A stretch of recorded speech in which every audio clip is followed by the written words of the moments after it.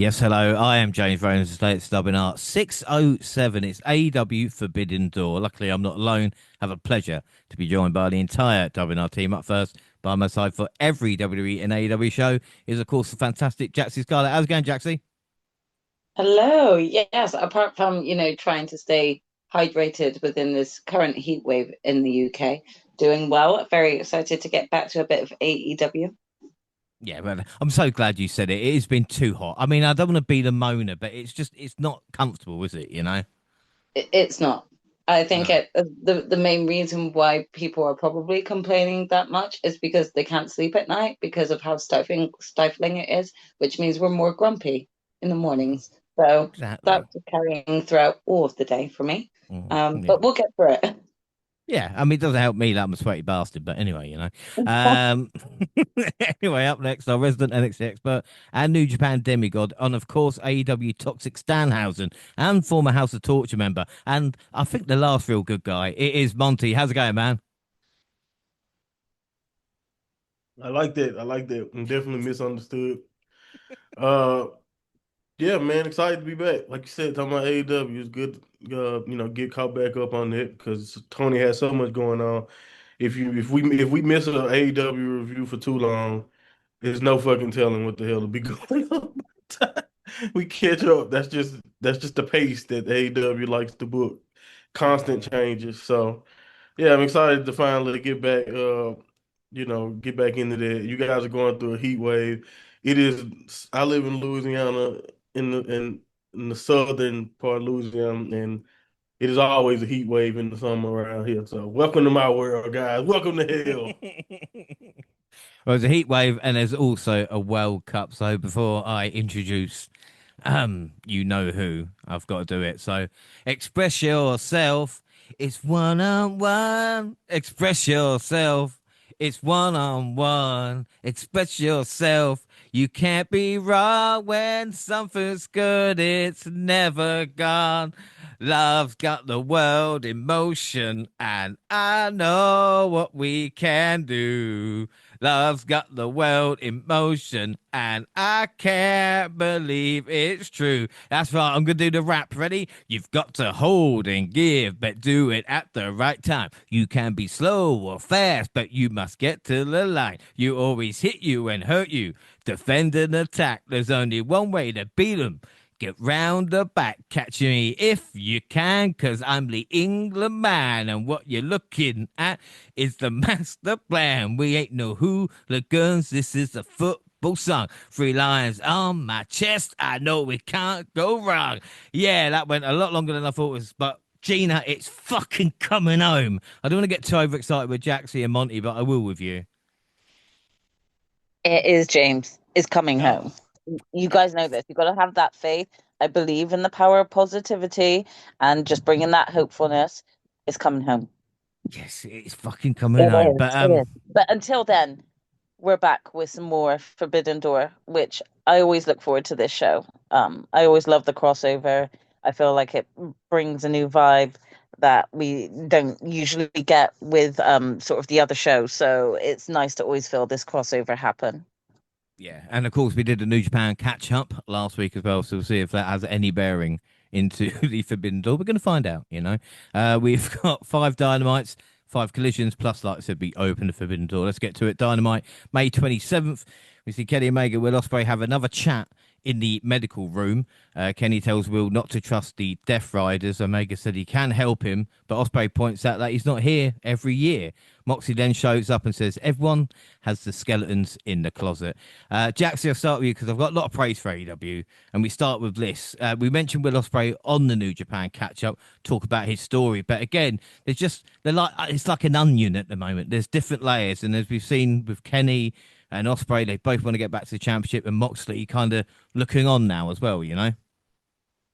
Yeah, there's definitely they've been setting up a lot of different players that are vying for that AEW belt, and Osprey and Kenny are both two among them amongst the fandom really that have been wondering whether or not they're going to get a title run. So um, it's not surprising to see sort of like this continuous sort of build up of each of their characters with what both of them are currently doing at the moment, you know? Yeah. Do you think Moxley cares for Will though? You know, I mean, I know we talk about it and stuff, and usually turn on each other, but You- uh, I think Moxley cares for wrestling. And I think that you gain Moxley's loyalty from proving yourself in the ring. So I think maybe right now he's got Moxley's attention. But right now I don't know if he does. I can't say that like with complete 100% certainty whether or not I believe that Will has gained 100% gained Mox's loyalty yet. We've all seen how he can switch and turn. So. yeah, without a doubt. We got a Kevin Knight promo. He told Darby that he let him down losing to MJF and noted how he was the last one to beat MJF. The Jets tag team partner Mark Bailey came up to confront him. Knight ended up taking him out with a running forearm strike.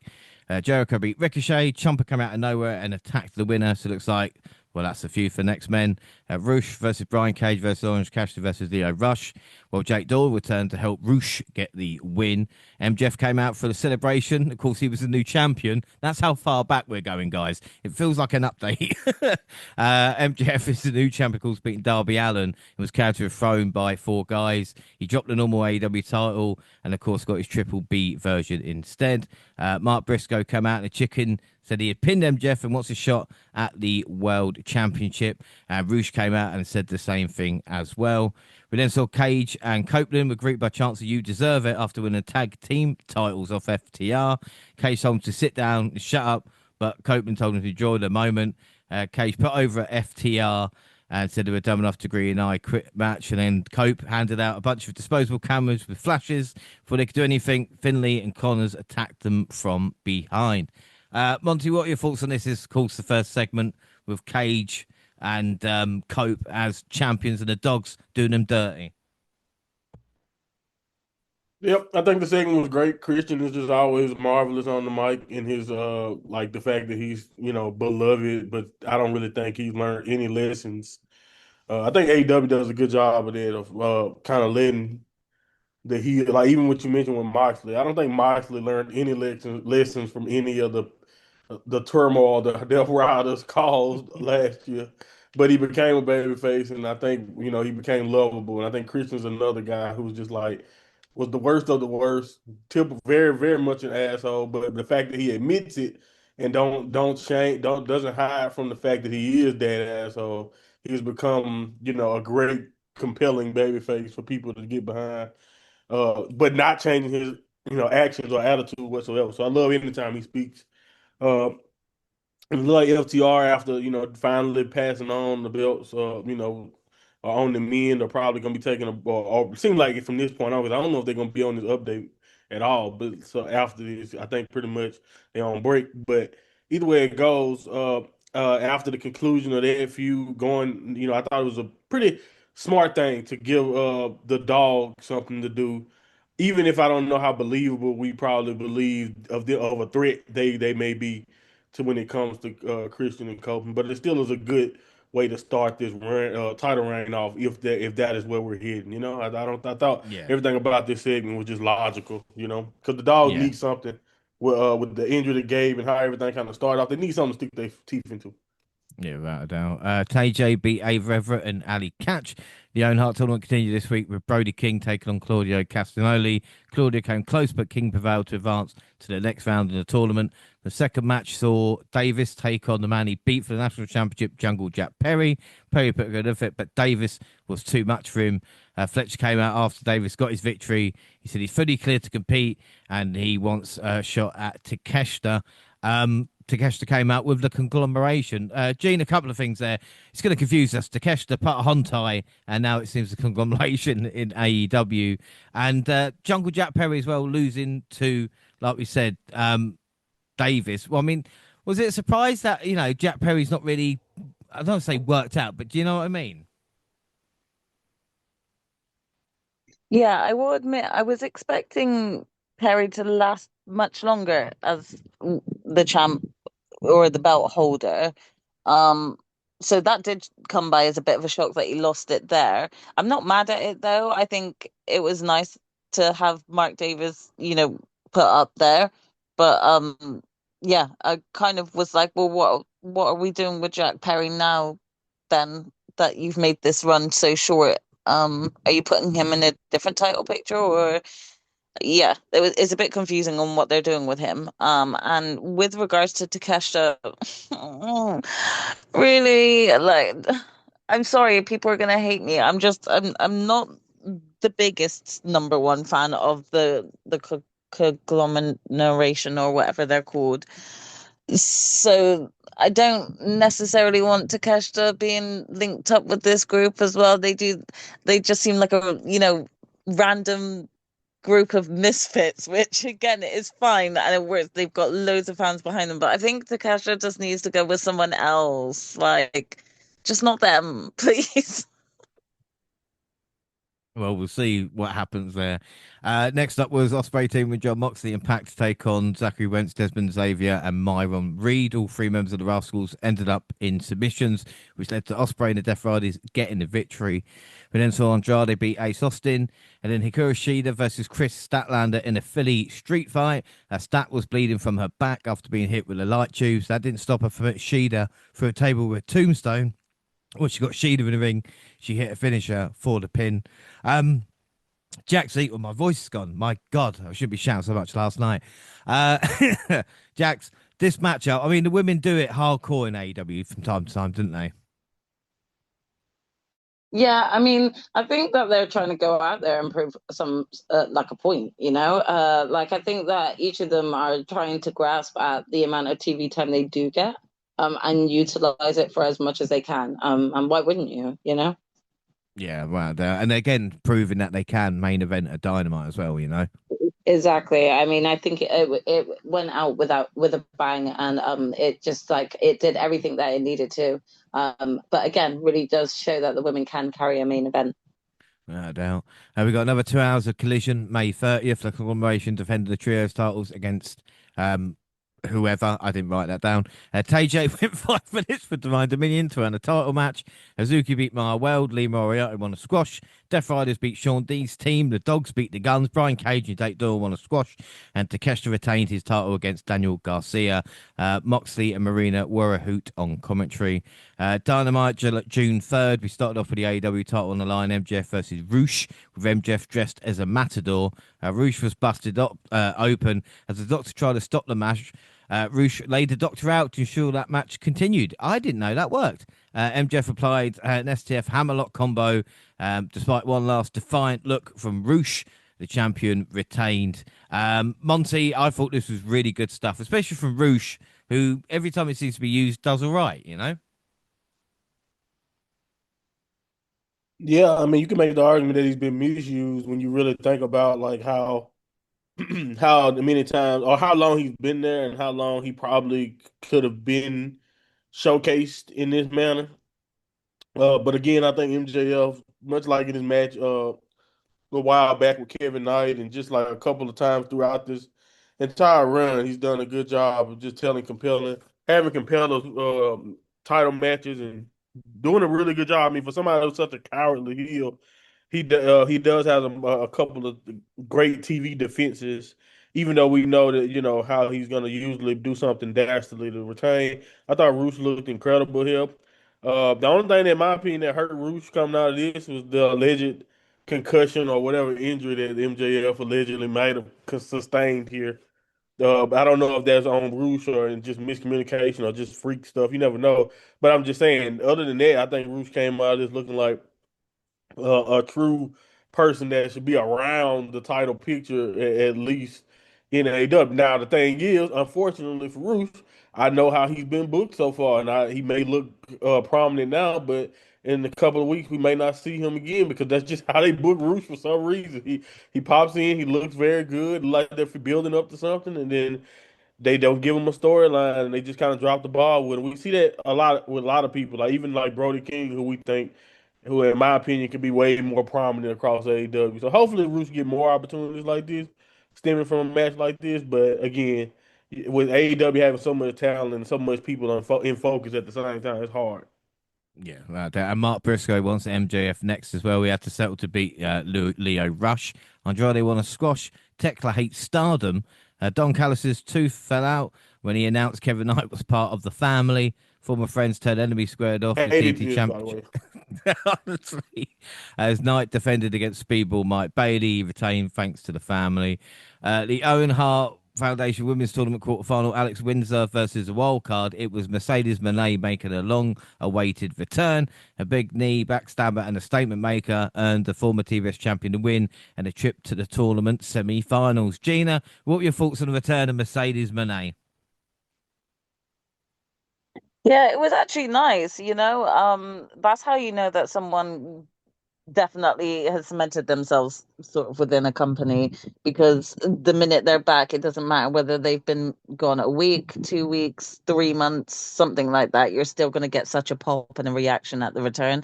And I was excited to see her back. It's about time to get her back in here.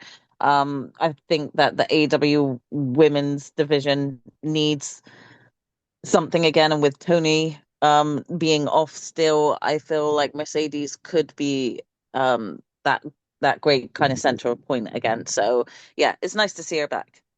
Yeah, without a doubt. The Owen Hart Foundation men's tournament semi-finals, Will Ospreay versus Mark Davis. Trent Beretta, Brian Cage, the Clone, Lance Archer all interfered on behalf of the villain, while the Death Riders, Claudio, Willie Uta, Daniel Garcia, and Pac arrived to fend them off. The babyface survived one last push from Davis, applied the armbar, and earned the submission win. Now, Jaxie, we saw Davis beat Ospreay by stoppage, so there was a story to that. But I think the bigger one, it is Will Ospreay's story, isn't it? You know, and this was the main event with all the interference, everything going on. This is about Will getting to All In, you know? Certainly. I mean, especially with, like kind of like the story that he's told right from like the very start of his return. This has been like a ongoing redemption arc for Will. And I think like during like this match, you could just see the ongoing determination throughout. Because he was taking still quite a beating from Mark Davis beforehand. So yeah, you could just see the determination. And if you couldn't call this a Will Ospreay story, I don't know what would be deemed a Will Ospreay story. What does he have to do What does exactly he in the need to match, do? the layout? Yeah. But yeah, no, good stuff. Collision June 6th, we start with the AEW Women's Tag Titles on the line as Divine Dominion faced TJ. After a competitive match which went longer than 5 minutes, the tag champions retain.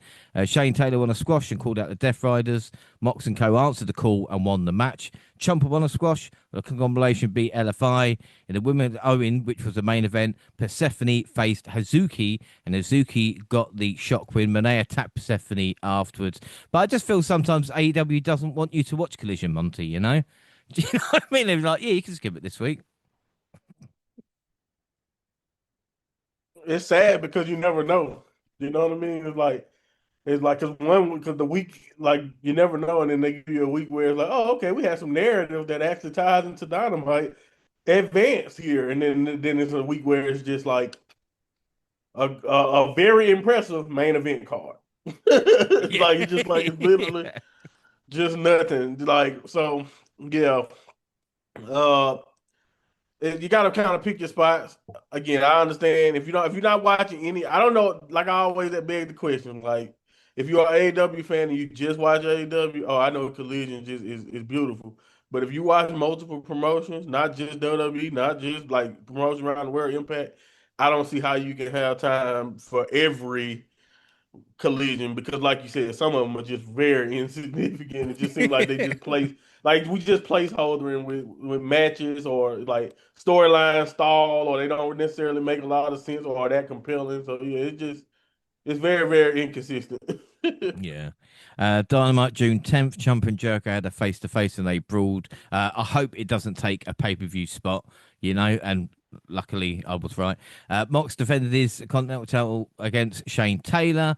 Mox was in his hometown but still got laid out afterwards by the promotion. After a Kevin Knight ring promo, Darby Allin returned and attacked Kevin Knight. Mark Briscoe beat Pac, then called out MJF.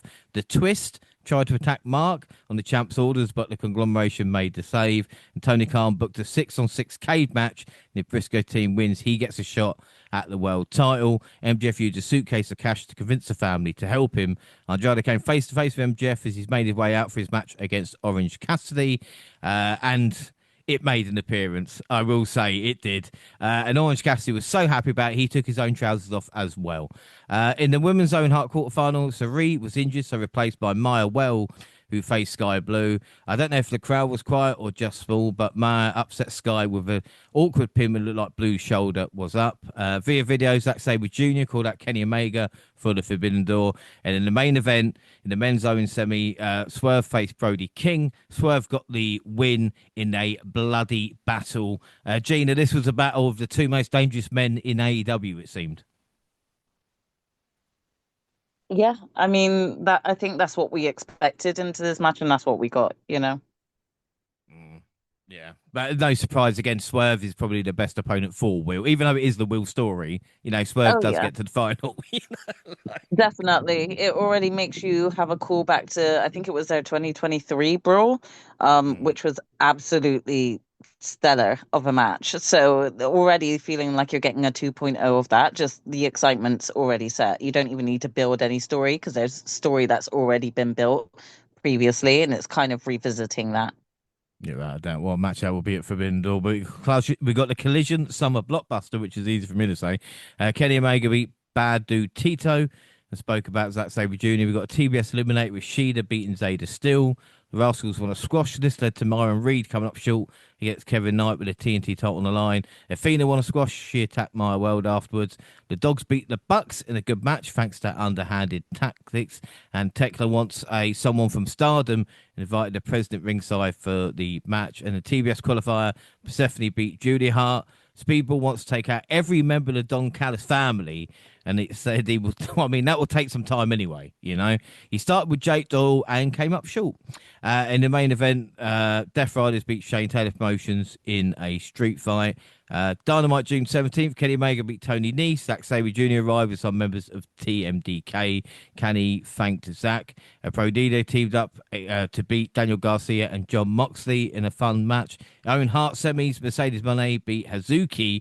And Monty, I know I'm kind of running through it at the moment, but Hazuki versus Mercedes Moné is definitely a match you should go out your way to check out if you have missed that, you know?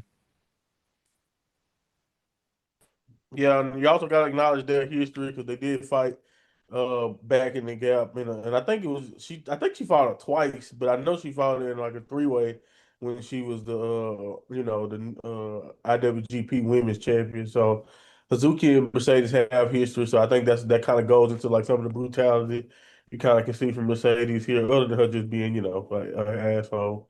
But Hazuki's great, you know what I mean? Hazuki is awesome. She works at a breakneck pace. So it's always cool when girls like her get a chance to showcase it to a new audience who may not get a chance to see her in start as much as they do in Stardom. But yeah, this was logical. I wasn't really surprised that got the win, but yeah, even making them rematch just made sense because her and Mercedes got history. Yeah, without a doubt. Jeff's team for Forbidden Door was revealed to be Carl Fletcher, Kevin Knight, Okada, Jake Doyle, and Andrade. And right for the main event, Mark Briscoe revealed his team to be Kyle O'Reilly, Roddy Strong, Orange Cassidy, Takeshita, and Darby Allin. They closed out the show in a 12-man tag team match, which I didn't understand because they're going to fight in a cage anyway, so why? In the end, MJF made strong tap out. Collision June 20th, Bucks and Perry beat the Swell. In a TBS qualifier, Statlander beat Mina. Hurt Business won a squash and don't want the titles. I don't know what that's about. Ciampa made Jericho bleed. Mystico beat Dante Martin. Pac won a squash. He will face Umino at Forbidden Door. Speaking of Forbidden Door, Zack Sabre Jr. won a squash as well, but more of him in a bit. In the main event, it was the second Owen Hart semi, Athena versus Maya Weld. And look, I understand. I get it. You know, the story of Maya, and of course, she lost her brother recently. She was a replacement in this tournament. You know, she has upset her weight to this point. But I mean, Gina, is it fair to say, like, what are we doing with Athena? I understand the Maya World thing, but with just Athena was just, again, getting upset and losing. It's like, well, she's going to try again next year, you know? Yeah, don't get me wrong. I absolutely love Maya World, so nothing nothing bad to say to her or about her at this point. But what are you doing with Athena? She's been great out there. She's one of your champions in Ring of Honor, and I just don't understand her taking these L's. I genuinely thought that the final was going to be Athena and Mercedes and getting that between those two because they have a love-hate relationship and it's a great story to play on going into this final. So I'm just really shocked. I am not disappointed, but just shocked. Yeah, without a doubt. And Monet attacked afterwards as well. Dynamite June 24th had a great flow to it. Brody King and Bandido teamed up with Misco to take on John Moxley, Wheeler York, and Claudio in trios action. Shafir didn't have to head to the back after the Death Riders win because her match against Harley Cameron was next. Harley was dressed as Supergirl. Cameron won. Up next was Osprey defeating ELP in a really fun match. Right Marina after. losing again. Shock. I know. Right after Ospreay was done, his Forbidden Door opponent made his way to the ring as Swerve took on Daniel Garcia, called Swerve 1. And then we had Zack Sabre Jr. versus Jack Perry, with Zack winning. And carrying on, TMDK versus the Elite. The Bucks beat Badu Tito and Mikey Nichols. The best thing about Red Velvet versus Queen and Manata match was how aggressive both women looked. The Queen picking up the win. And Ricochet challenged Takeshita for the International Championship in the closing contest. Takeshita beat him with a brutal running knee, but his night wasn't over there. He had to come back out with Team Briscoe and Team MGF had a big brawl to end the show. Jaxie, like I said, Dynamite was fantastic when it's like that. Do you know what I mean? Because it doesn't feel, with WWE for me, it's just so cut up between, segment and a match and adverts and everything like that. And for Dynamite, it was like an hour until I checked, like, how long have we been watching without, a break? Yeah. It was just so fluid, man. Yeah, I mean, like, I think it actually helps with the pacing as well when there's not actually as many breaks because you're just seeing so much good content. You're also just getting a decent amount of time with each of the superstars, regardless as to whether or not they're in a match that night. And those promos are well thought out and given time. So yeah, I just think it's like it's times like that where you actually can appreciate good wrestling at that point. Yeah, without a doubt. No, really good. So I said I'm really enjoying AEW at this moment in time. Maybe not Collision. June 27th, we had the AEW Trios Championships. The conglomeration defeated the Ops.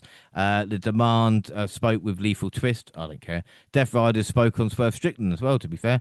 AEW TNT Championship Kevin Knight defeated Desmond Xavier. Tekla says she will burn everything down. We've got a vignette for Chris Jericho versus Tommaso Ciampa. Jericho defeated JD Break.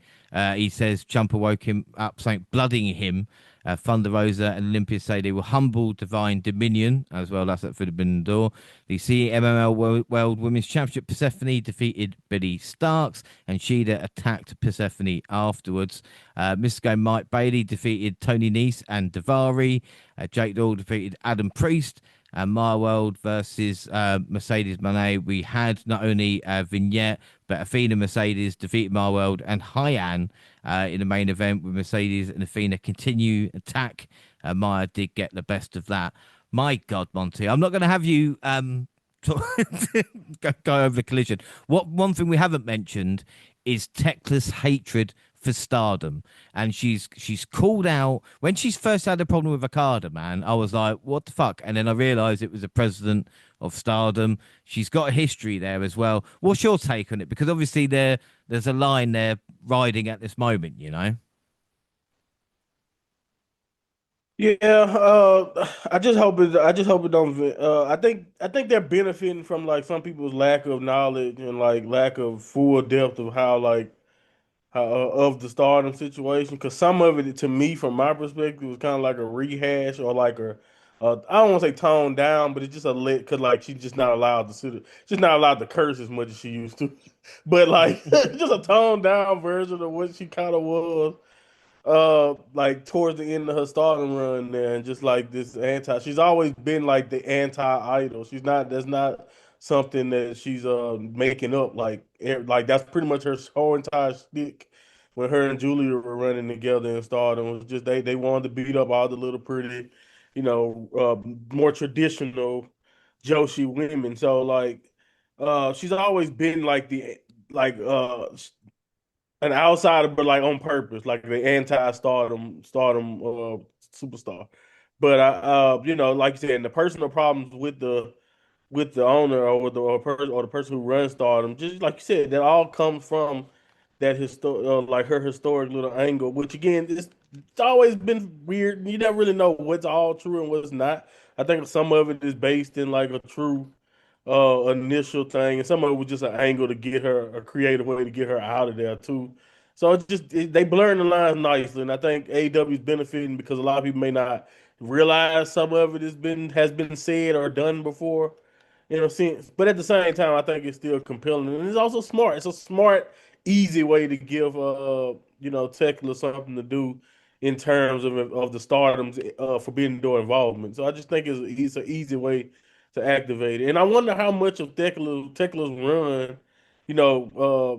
was this taken into account for because it fits so well. You just so happen around Forbidden Door to have your women's champion have such a deep rooted history with Stardom. Like it kind of seemed like it's a good thing to have planned ahead of time, if you ask me. Yeah, without a doubt. Well, let's get to it then. June 28th, Forbidden Door. We've got the buy-in, which was Renee and Double J, but we started right reaction, which was Drilla Maloney defeating Daniel Garcia. Of course, one of the hard-hittest stars in New Japan dealt the Death Riders' technical genius a devastating loss. A good, solid match, perfectly set the tone for the rest of the broadcast. Maloney had the fans in the stands easily invested. Gina, I mean, it's just nice to see Drilla, isn't it? You know? Yeah, I think it was especially nice because I watched a lot of New Japan because of our last podcast catch up a lot recently. So it was really nice to see him on AEW TV and root for him. Yeah. What would you give it out of five? Starts off. A 3. Give it a three. Yeah, that's fine. Jaxie, I mean, again, we probably the main matches are more important, obviously, but what would you score this one? What I about mean, again, this match was like decent, but it was just like I didn't really think much of it. I'll give it like a 2.5. Monty? Yep, I give it a three and a 3.5. I think it was a good showcase. Yeah. I'm going to give it a 3.5 as well. Predictions non-applicable because they added this too late. The first one from predictions is Mike High defeating Sky Blue, and she cashed a ticket to the tournament to crown the new TBS champion with a hard-fought victory. I mean, Blue is long overdue some victories. I mean, Jaxie, I'm not just being a loser here, even though I am, but fuck me, Sky Blue. But what did you think of this one? Yeah, I mean, I'm presuming that like there was like a change in direction when it came to sort of the match between her and Maya World and having Maya go through.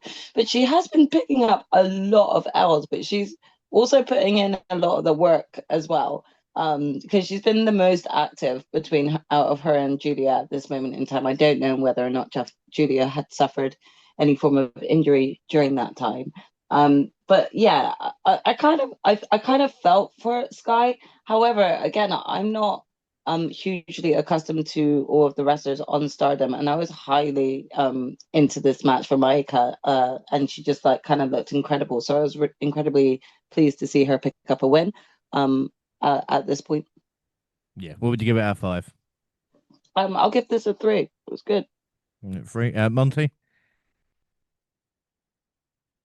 Yeah, Micah is the coolest. Like she's really, really cool. She's a beast. Like former have basically done everything there is to do in Stardom. She's the former champion. Not too long. Right, probably been a couple years ago now since she was running around with the belt because she had took a break. But yeah, man, she's great. She's awesome.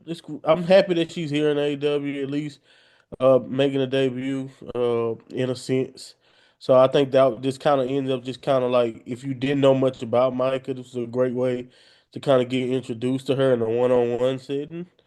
And I understand what y'all saying about Sky, but like unfortunately, I know how factions work, and Sky Blue is on the side of the faction where she is not the focal point, so she's going to lose more so than she's going to win.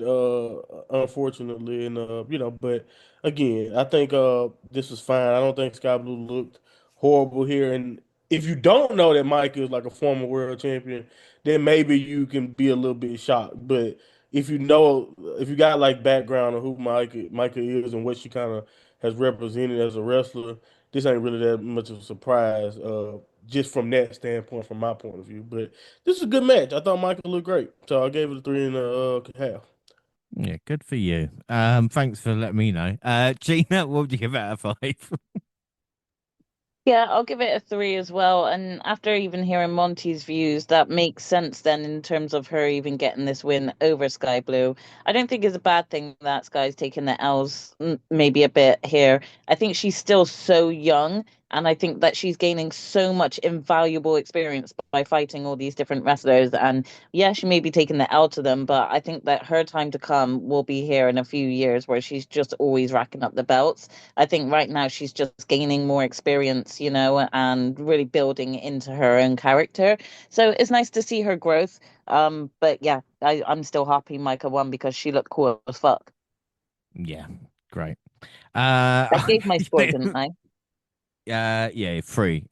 Okay. I'm going to give this a 3.5. Predictions, the WNR Prediction League 2026. This is before Forbidden Door, Night of Champions, and the Great American Bash. Hopefully, we'll catch up with the Prediction League before the next set of PLEs. WWE at the moment, James and Monty on 2, Jaxie and Gina on 4. AEW, which of course we're doing today, I'm on 1, Monty, Jaxie on 2, Gina on 3. And bonus at this moment in time, Jaxie on 9, Gina on 11, I'm on 12, Monty on 13. Predictions, I went Sky Blue, the rest went Mike. So I am on 0, the rest are on 1.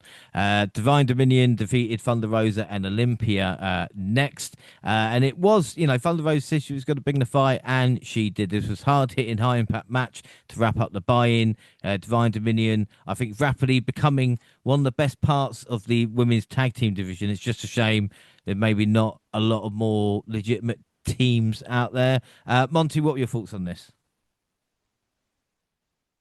I couldn't break it down much better than it. I mean, I think Divine Dominion, their competition is starting to at least have a little bit more name value. So, that is improving, in my opinion, how much attention you may pay to what they're doing, but I do think they're by far like a very much big highlight for tag division in women. Problem is, like you mentioned, is that we say tag division, but we kind of don't mean it right now because it's not really that many believable teams in the women's division that can actually that we not even just believe in standing up to them, but just in general, just like it's probably going to be a makeshift team if you look at the current state of the women's division that would take them down right now. So, hopefully they can work on that. Build some more prominent acts or whatever around Divine Dominion. But I do think for now this is the right move because Divine Dominion is on a good roll. Yeah, what would you give out 5? Sorry. Uh, 3.25. Why not? I don't think Three it and was a bad. quarter. Gina. Yeah, I'll give this a 3 again. Um, again, I do like Divine Dominion the more that I see them. Lena Cross is kind of new to me, so I only know her from coming into this partnership with Megan taking over Penelope. Uh, so I didn't really, feel anything towards her, whether I felt she was great or whether I felt she wasn't great. But the more I watch them as a tag team, the more I'm enjoying them, and it's nice to see, an actual legit tag team who stick together. It would be nice if they could get more competition who could give them a full powered match. Like both Lena Cross and Megan are quite tall women as well. It'd be nice to not see them constantly in squash matches against nomads or local wrestlers from that city or something. It would be nice to just get more continuity, but then that's, trying to build more of this women's division, which is kind of needed.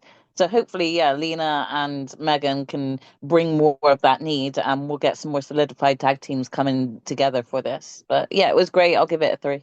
Yeah, perfect. Jackson, what you score it? I'll give it a 3.25. Yeah, nice stuff. I'm going to give it 3.75. All Divine for prediction. So I'm on 1, the rest are on 2.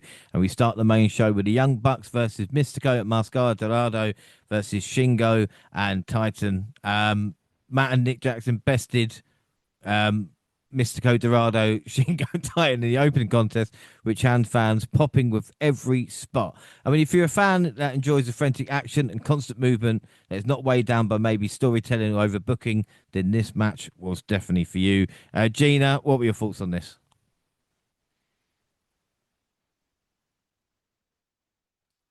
Yeah, I thought this match was a great opener. Sometimes I feel like it's hit and miss with which opener you're going to get. You're either going to get an opening match where there's a really big storyline on the line and you're just opening with that seriousness, or you're opening with a match that doesn't have a big storyline built around it, but there's just a lot of star power. And that's what this was. It was just, a lot of star power. I always feel Shingo Takagi has this aura about him that just is powerful, you know? Um, Mm. so I think even just seeing him, involved in this match with Titan was just great. Young Bucks doing standard Young Bucks stuff, but that was all great. I just thought all teams showcased themselves really well. Even what were their name, Team Flight or Team Fly or whatever. Yeah, all of them just looked great, complemented each other. They all got to have their, highlight spots. And yeah, I'm not surprised by the outcome, but I still thought it was a good opener for the match, and it was a good time for it as well. Yeah, no, like you said, it was a really nice opener. Jax, anything to add?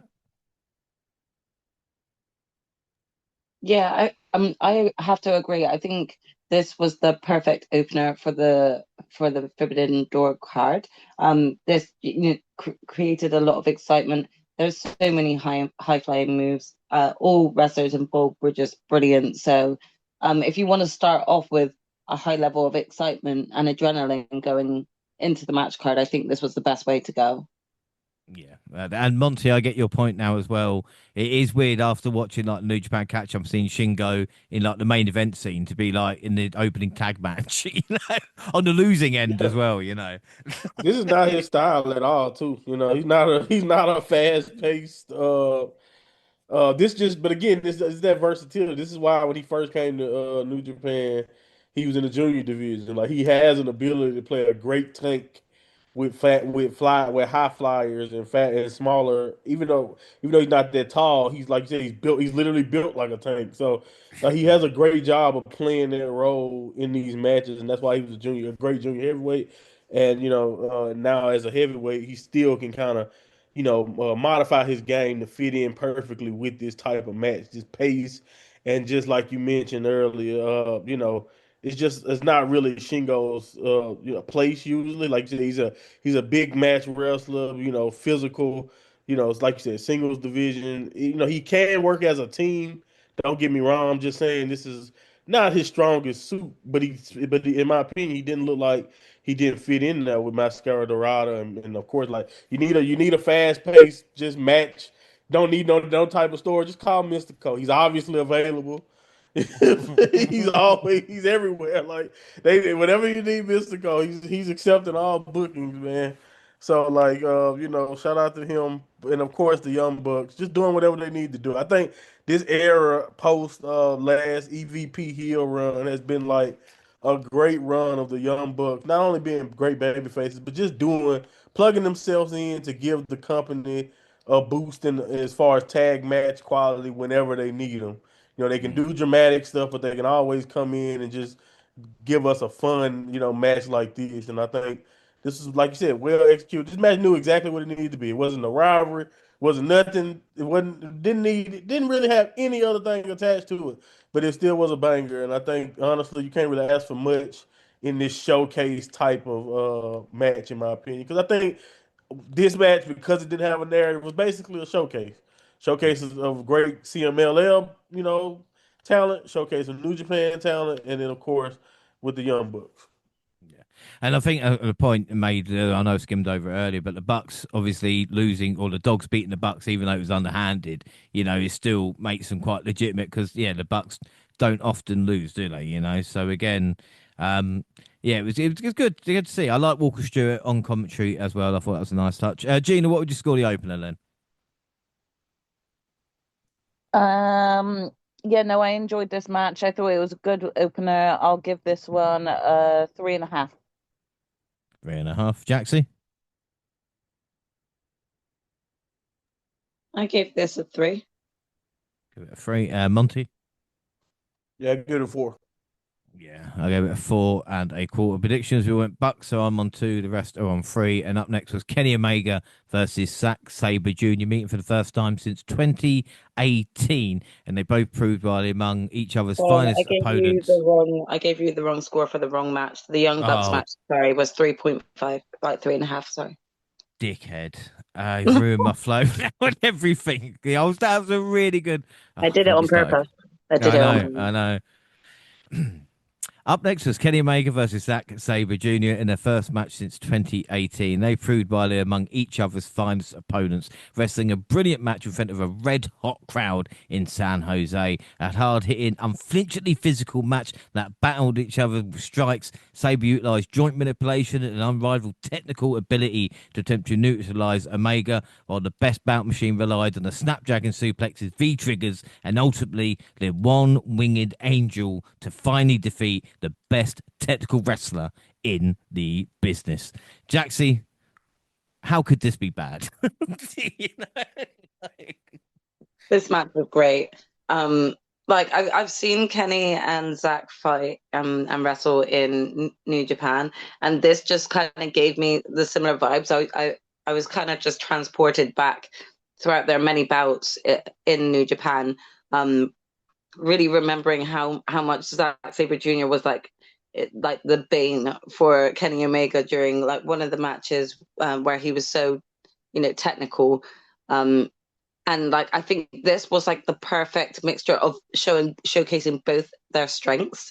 It was great just to see the way that these two both know each other so well, that the counters that they could come up with for both of their moves throughout the whole of the match. It was just a masterpiece to watch. I think again, it's just watching two professionals do what they do best and enjoy doing it. I think this is one of the better matches on the card in terms of like the technical wrestling that was involved in it, and just really enjoyed this. I gave it 4.75. Yeah. Like I say, Monty, I mean, it weren't going to be bad, even though there might not been kind of any stakes or not, Yeah. it's just two guys who just know what they're doing. You know? And I think that's why. I mean, I don't get to me that don't give AEW any like I don't give y'all props for like just being like, hey, you guys know what to do. So just like I still would prefer a narrative or some type of Yeah. reason for these two guys to go out there and wrestle. But and again, I know it's simple. Like they just want to prove that Zach want to show how good he's gotten since then, prove that he can better than him. And Kenny wants to obviously prove to himself and prove to the world, that he is who he say he is. So I'm not saying it's not a story there, and it's not. Sometimes a story can't just be simple, and we can still enjoy it because I think we all still enjoy this. But I'm just saying I do agree. I just do think I do wonder or wish that we don't just rely on the fact that this guy's from New Japan, this guy is a great talent from AEW, and we don't even have to book a real reason for why these two people are fighting on this card. Like, again, bragging rights can only take you so far.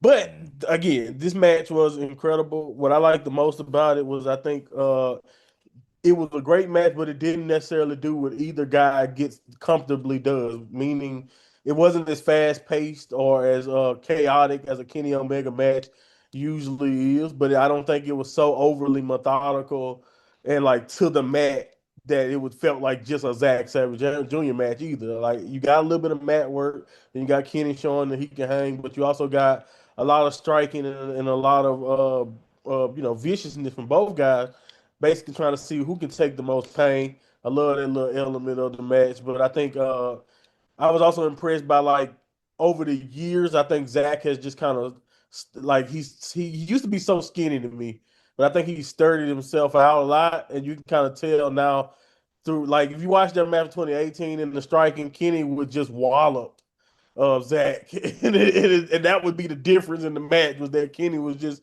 more physical. But now since Zach is who he is now, I thought in this match Zach matched that physicality, and it ended up making for a more dramatic struggle to the finish of Kenny winning. But I do think it was still a fantastic match, like you said, by two guys who know how to have a fantastic match in many different ways. And I do think it's a great example of how if you got the talent, you can just throw them out there and do what you have to do without booking much in about overbooking about or even booking much at all other than the match. So I do think Yeah. that is a strong suit to have, and you have to have the talent for it. But I just again, for my own biasness, I think this match could have been even better if we had a great narrative or reason why they were wrestling each other other than just bragging rights. But hey, again, I think it was 4.5. Like you can't get much better than that, in my opinion. No, without a doubt. And like I said, if you go back, I remember Zack Sabre Jr. and the Cruiserweight Classic, and that man is completely different to the guy like I said who faced Kenny Right. Omega. Gina. Zach. We know your love-hate relationship with you. You know he loves you and you hate him, but he has been at every single Forbidden Door as well. So it just proves he's that dependable talent, either for New Japan or Tony Khan really likes him. You know. Yeah, I mean, the man's got consistency, hasn't he? But he's shown how tenacious he is as well within this match, and it was just a great match. I thoroughly enjoyed it, even if I do have beef with Zach. I'll get over it in 20 years' time or so. But yeah, it was a great match. I enjoyed it. I gave it a 4.5 because they just showcased some great skills. And again, I know that Kenny may not be giving us many matches going forward. So, the fact that he's still giving us this caliber of a match, he deserves, kudos to him. Yeah, no, that's a brilliant point as well. Yeah, I'm going to give it 4 3/4 out of 5. Predictions all went Kenny, so I'm on 3. The rest are on 4. The AEW International Championship match was next Bandido versus John Moxley. Moxley's blooding of Bandido following a pile driver on a steel ring stairs served as a purpose in that it protected the Ring of Honor champion and gave him out. Claiming that leader, Death Riders, couldn't dim his fighting spirit. Lucha put up a great fight, surviving everything Moxley threw at him, including a Death Rider. Bandido delivered a moonsault and battery for a near fall, but the champion recovered, trapped in a bulldog choke, and ultimately scored the win for referee's decision. Monty, I don't know about you, but this felt more like an AEW pay-per-view match, rather than the first two.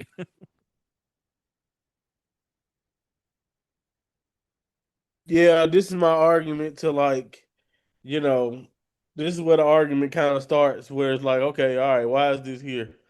Because you can say what you want. You can say about Bandito, like what I guess he can do, but we know he's not CMLL. So I guess was it AEW RH, I guess, if you want to say anything. But Bandito's been on AEW, probably more so than RH at this point lately. So yeah, it wasn't really into the theme, but again, like you said, felt like a good another AEW pay per view worthy match. So I can't complain because we got two guys who I respect a lot, and again, Moxley just keeps, in my opinion, delivering just some of the best work. I don't think outside. And again, to me, I do prefer narratives and all that, but sometimes I do believe maybe that's what Forbidden Door is now at this point, just an excuse to kind of just let great wrestlers go out there and just have great matches because that's what this was. And again, I thought it was another really good match. I thought honestly.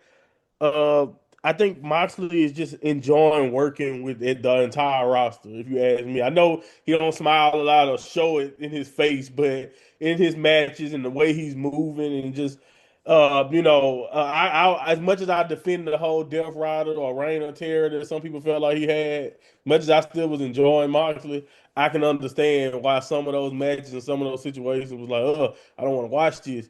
But that post era, like ever since he kind of lost the Hangman, and he's been revitalized and won the Continental title, this entire run, in my opinion, I feel like he's just been having fun, going out there having going out there having fantastic matches. A great combination of styles in this one too, because we know what Bandito brings to the table. I do wonder, if if people, and maybe the people who watch a little bit more adamantly than me can attest to this, but I do wonder when it comes to Bandito, has he lost any of that steam? Because I feel like for a while there, Bandito felt like he was pretty unique. But the more we get the Mysticals popping up, and the more we get different talents on the rise, and Bandito just kind of comes to be that guy who comes close.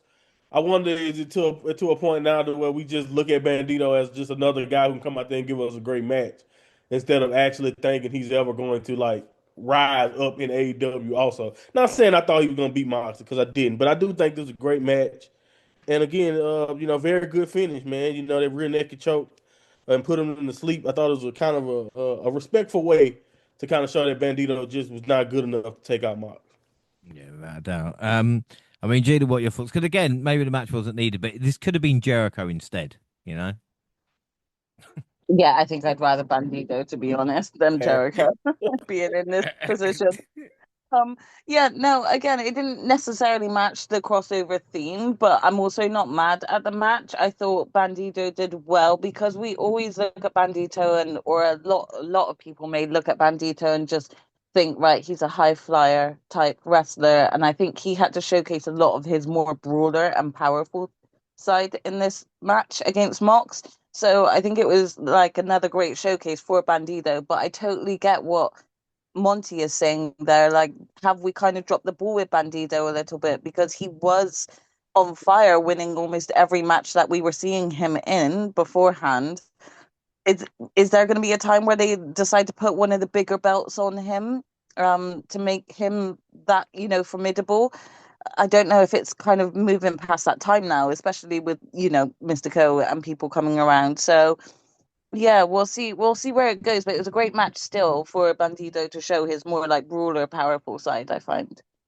Yeah, Um, without a doubt. I gave this match a 4.25. 4.25. Jax, anything to add? Not really. I think you guys really kind of said a lot of the notes that I really had about this match. I did just kind of like add a note to say that I felt like Mox and Bandido worked really well together. But yeah, it just felt like this could have been a Dynamite based match. And also going off of what you said about Jericho, I don't think Jericho could have handled like that full brutality from Moxie the way that Bandido handled it. So yeah, the match would Oh, have been over much quicker if it was Jericho. I meant Jericho versus Jumper in the place, but again, Nah, I'd probably yeah. pay to watch Jericho Mox. To be fair, just to I would, but it would see. be much shorter. It would still be much shorter because Mox would definitely just run through him. Yeah, without a doubt. So out of 5, then Gino got your score. Monty, what would you give it? I give it a 4. Give it a 4. Jax. 4.25. Yeah, I'm going to give it 4.25 as well. Predictions, we all went Mox. So I'm on 4, Rest on 5. I can't believe I'm going to have to say that for every fucking match coming up. IWGP Global Heavyweight Championship, Shooter Umino versus Pac. Both employed a slower build than the others on this show, but when it hit stride and the action intensified, it picked up. Pac put Umino through hell, throwing everything he had at him. He tossed him from the ring and threw a table on the arena floor and locked in the brutalizer, but Umino fought through all of it, proved his toughness and resiliency, and ultimately pulled off the victory. And not only that, we got a tense stare down with Jon Moxley after the match, and that gave way to a surprise appearance by Hiroshi Tanahashi, who joined Umino in the ring and put the belt around his waist in a show of respect and adulation. Gina, I mean, what were your thoughts on this? Okay, I'm probably going to get hated on here. The thing is, I love Pac as a wrestler. I've watched New Japan a lot recently, and I don't dislike Shota, but I just don't think that there's anything special about him that's like stands out for me above others over in New Japan. I mean, so I assumed he'd get this win because Pac and his travel issues all the time. There's no way on earth they're going to put this belt on Pac. So I kind of assumed Umino would get the win. But I think I just more enjoyed it just to watch Pac do his thing than Shota. I'm just not the biggest fan. Not that I dislike him, but I just don't really feel much for him because I just don't really think he brings much. But yeah, the match did what it did. And I did like the little stare off at the end with Mox, but yeah, it did what it did. I think I gave this one a 3. 3. Jaxie, I mean, again, Umino, Moxley have got history, and again, I think Shooter looked really good, you know? Oh, he did. He did. I feel like my main thing is it goes back to what I think Monty said during a previous match, where like There's not been much build up or story to this. So this match could have been placed anywhere. So like as much as like I felt like Shota and Pac worked really well together. They both made each other look really great in the ring. I also feel like this could have also been on like a Dynamite or a Collision, like the again, correct me if I'm wrong, but I don't think that there was much promo work or build up to this match. I think this was like late added. So yeah, it felt like it was just placed there because they needed kind of another like New Japan representation. So as much as I think the match itself was good, I also like wondered why we were getting it because we didn't get so much of a build up, and I wish they had actually just put a bit more of a story here. Again, do correct me if I'm wrong, Monty. And that's like Pac went to like New Japan and actually started up shit there, and that's how this has been brought over. But as far as I'm aware, he didn't. Am I right or wrong? Do you guys know? No, he didn't. He didn't. He He didn't. didn't. No, there's nothing. You'd No, seen Yeah. it. So, no. so again, We've all seen the build up to Forbidden Door the last two podcasts, yeah, and like you said, it was I think a No, he backstage didn't. vignette or something. yeah, exactly. And I think that's where the disappointment lies because going back to what Monty said earlier, like with no real like reason to care about this match other than it being a title match. There was no build up towards it. So for me, I didn't really feel like, seeing an AEW star actually winning this New Japan match on a match card that wasn't entirely fully New Japan based. Do you know what I mean? I felt like at this point, especially when looking at going through my predictions and stuff, I did feel like New Japan needed to pick up a win somewhere. And I was like, where is that going to be? And I could see that being here. So this one, like for me, was predictable because of how last minute it was put together. So I've put a 3, but not because of like what they did in the ring. I think they did really well, but I just don't really feel like it also needed to be on the card. Mm. No, I mean, Monty, for me, this felt like a concentrated effort to establish Umino and the championship on an international stage, Unfortunately, little did we know. Like I said, I saw Yeah. this match after the fact, and I'm going, why did they Oh, do I that bet here that then? make. If I was just gonna say that make Tanahashi come out there look ridiculous, don't it, it Jay? didn't make any sense, no. Don't it look ridiculous if that's what's gonna happen? Like literally, like what, a week or next week after that? Like, yeah, it was so stupid. And But y'all wonder why Gina was saying she doesn't um think much of Shota. This was his Yeah. showcase. yeah, so you know what the sad part is? Like, I really do agree with you, Jackson, about the story because the thing is like it's a story that's already there that AEW could have told effortlessly with Moxley. Like, this is Shota Umino's first title match as a champion in New Japan against a Death Rider when Moxley was the one who kind of took him into under his wing originally, and like literally the reason why a lot of people who are not from Japan know who Shota Umino who he is because of his shooter nickname and the stuff that Moxley gave him. So it would have been a nice little story that they could have did besides just a little stare down or whatever to kind of actually make this match have some type of stakes and a reason to build it up on AEW television because you have all the players around. You got Pac, who is a Death Riders member. You got Moxley, who can chime in and talk about Schultz got to prove himself or whatever, or Schultz can say what. It's just so much stuff that they could have added into this match. And I know at time constraints, I understand that a lot of times in Forbidden Door things get through to the back burner to just make the match instead of actually trying to put a story. So I don't want to just be redundant and say the same thing over and over about it'd be nice if we had an angle here. Like at some point, Forbidden Door is what it is. It's just like you mentioned earlier. It's just gonna have to be looked at as a showcase. And if you're just gonna want everything to be looked at as a showcase, some things are gonna become not paid attention to the same level as they could be, even though it's involving people that you're interested in. But I thought this match was fine. I thought Shota Umino looked good. I thought there was some great moments in here. It wasn't the most like exciting match in the world, but I thought it did what it needed to do.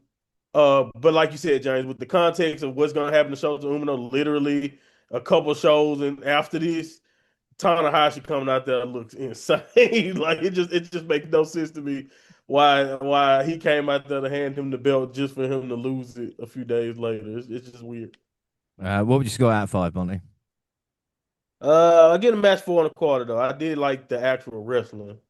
Yeah. I get 4 quarters as well. Predictions: we went Umino, so I'm on 5, the rest on 6. Up next, the AEW Women's World Championship match: Starlight Kid versus Tekla. And Kid caught Tekla off guard early, starting hot. The champion halted that momentum low, cutting her off during a dive attempt and seizing control. A confrontation with Stardom President Taro Okada nearly cost her the advantage, but Tekla refocused and continued to attack. At times, she allowed her hubris to get the best of her, including the spider suplex when Kid bounced right up and kicked her off the top rope. Then she saw a spear attempt countered. Then the Black Tiger divine punishment on the ring apron. The challenger tortured the champion, stretching her into a modified stretch muffler. Tekla fought through the ropes low and found the break, finds an opening and delivering a trademark spear, and then strung together offense, delivered a consecutive stomps to score the win. Afterwards, Tekla cut off Kid's mask, spat in it, and then attacked Okada. One last insult to a former boss of the Stardom promotion. Jaxie, I mean, Tekla's just fucking hilarious sometimes. Maybe unintentional, but like, hasn't she done enough? And then ripping off the mask and spitting in it and then attacking the president, you know? I mean, yeah. So this is coming from someone who doesn't regularly watch Stardom, you know. So first and foremost, the first thing this did, and which is why I really did enjoy this match, is that this also opened up like another like discussion point with Stardom and what they could be doing in AEW, because I don't watch Starlight Kid often, but she was incredible to watch. She was doing these high flying moves. There was like an amazing moonsault that she did. And you know, there was like these few moves that Thekla did that she countered in just creative ways. Like she was really, really talented. So I really enjoyed this match. But yeah, everything to do with Thekla and even like the president. Like for me, not being a Stardom fan, I was like, shit, man, what was she like in Stardom if she's like this on AEW, but towards him? Um, I think overall this made me just much more curious as to like checking out a bit more Stardom when I can, because it seems to me that it's not all just like what Monty said, you know, like just all sort of small pretty girls like trying to do wrestling. That there's women out there that like go hard and also try and beat them up for it. So it seems like there's a lot of exciting things I've missed out on, and that was the one thing that I took from this match, is that there's probably some great promo work that I've missed out on that they've done, even between Thekla and Starlight Kid on Stardom. So yeah, may have to check that out every now and again. It was a really good match though. Yeah, without a doubt. And Monty, I don't know if you agree, but this is the closest we've had to kind of Stardom in the US. And obviously, I know we've had Stardom and stuff like that, but do you know what I mean? We don't see this on WWE or really AEW TV that much, you know? No, and I think that's kind of inadvertently where the again. So I think it's beautiful what Tekla is kind of doing in this angle, because as much as she maintains how much she hates Stardom, this is giving Stardom a platform. This is giving people, even the poor owner that she abuses to death, a platform in front of people who, like you said, may not know anything about Starlight Kid. Starlight Kid is only 24 years old. She has been wrestling for 10 years. They are different. They are a different breed. She's The Joe, the 24. Joe, yeah, she's only 24. She's born in Whoa. but 2001, I think, or something like that. So yeah, she's yeah, she's great. She's a prodigy though. Again, another prodigy, and they seem to just grow wrestling prodigies on trees, in my opinion, over there in Japan. And it's just like, yeah, man, her in ring ability is unmatched, and I think like she was a high speed champion, which is like that fast paced champion, and also won the championship once before too over there. So like she's a superstar, and I think that's the reason why that's the reason why the owner used her to kind of try to take a shot at Tekla. There was a lot of things that you don't get a chance to see.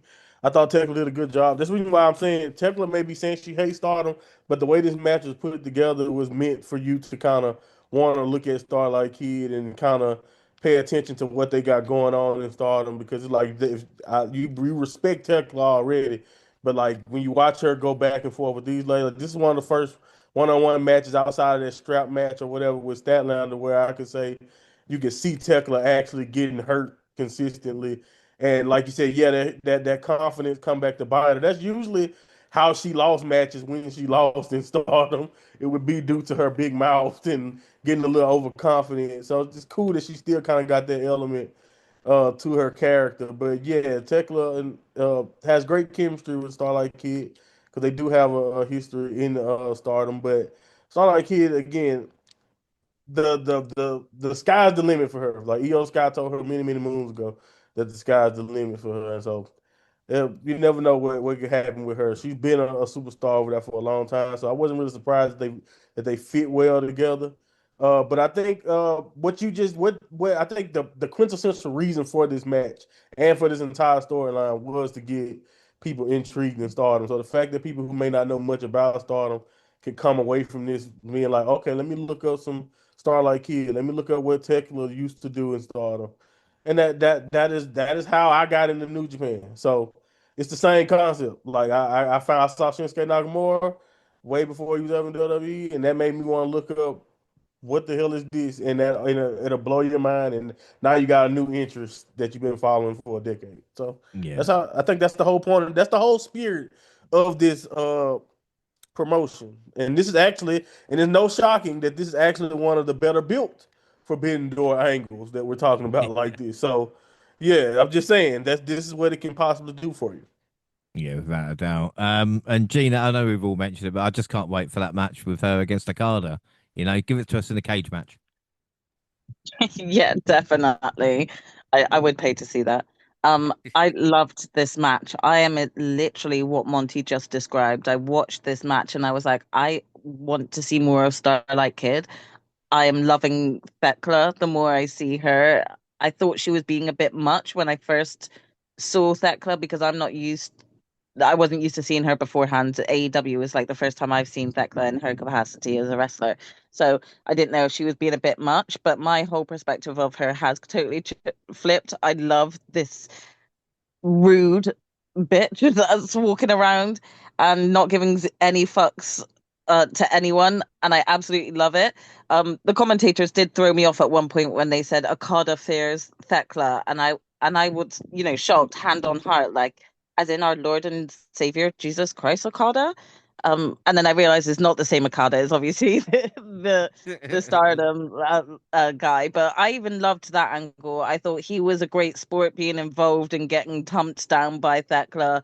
I'm just invested. Like Monty just described, I'm one of those people who now wants to look into more Stardom, Starlight Kid, and Thekla. So yeah, this was a great match from me. I gave it a 4 3/4.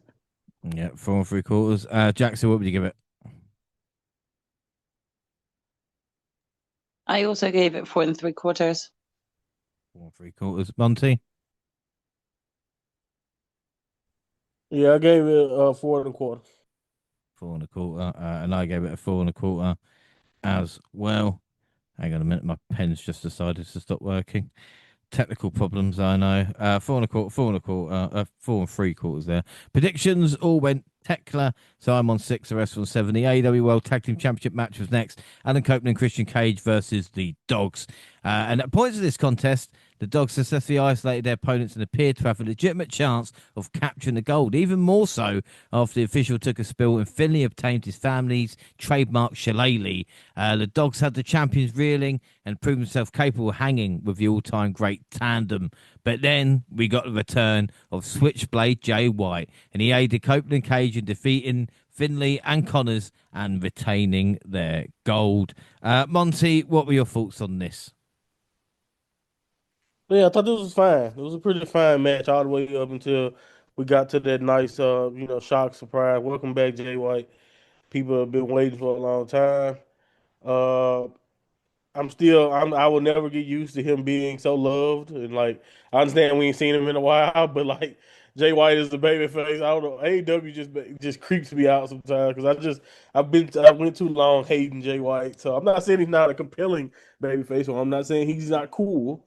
But sooner or later, I expect him to be back being the bad guy that I love because that's who Jay White is to me. But hey, who knows? He's been babyface probably longer than he's been a heel in AEW. Now that I think about it, if we really, I mean, I know he's been injured a while. I have to give it some thought. But still, either way it goes, this is great to see him back. I know whatever his weird relationship is with Adam Copeland and Christian, because I don't even know why he helps them, but like I think before he got hurt, it was some relation there too. So it's just funny character, this Jay White. But I'm happy he's back because again, I think the Batman gang without him has grew in numbers, but just lost kind of like direction. So I think now that he's back, they're finally gonna get probably back involved with things, and it'd be interesting to see where that actually leads. But as far as the dolls go, as far as Dave Finley go, man, poor Dave, he left you a company to take over. He couldn't do that.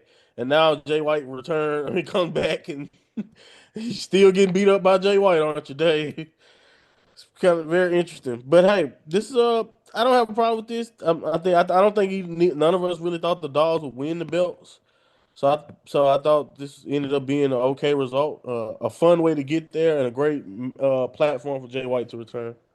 Yeah, like I said, I think it's a really good first title defense, But what is really funny, and Gina, this is crazy as well, as Monty mentioned, Jay White gets revenge on Finley finally from kicking out the Bullet Club, but that happened in New Japan. So the amount of wrestlers actually coming over now are getting revenge in storylines that was created by other companies. Yeah, it kind of ties in a little bit to the crossover here, doesn't it? So at least it makes sense here. At least it makes sense. And that's fun to marry up. But no, yeah, it was a good defense match for Cajun Cope. Um, I'm gutted. I don't know why I feel like I got a soft spot for the Dogs, and so I am gutted for them because I still feel like they're on this bad luck flex since Gabe got injured. But I also didn't think that now was the time that for them to take the win and to take the belts from Cajun Cope.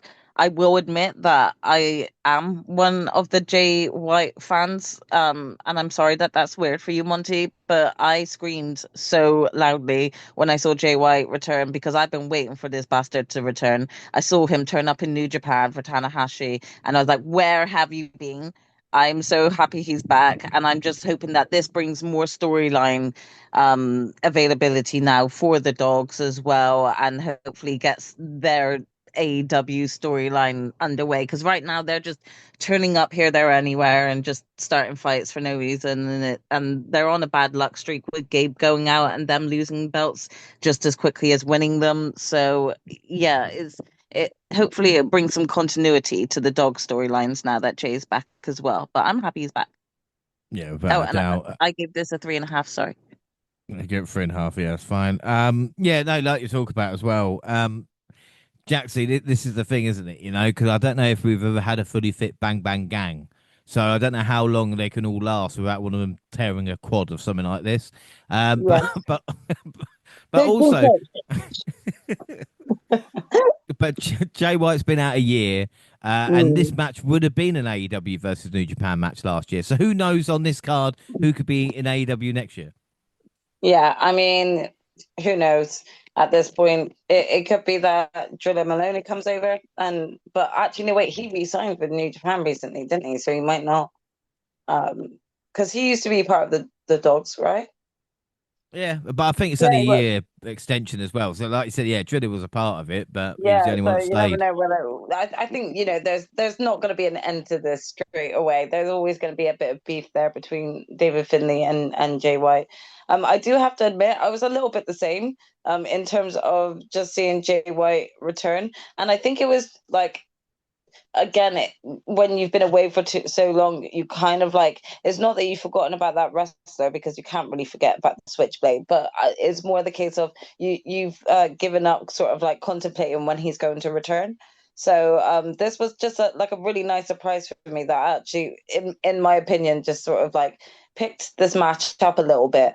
Um, Again, I felt like I felt a bit bad for the Dogs because I do feel like that they are picking up an extreme amount of L's here, and I don't really know what that means for them, and what they're trying to build maybe within AEW. But this definitely paves a way for Jay White, so this worked incredibly in his favor.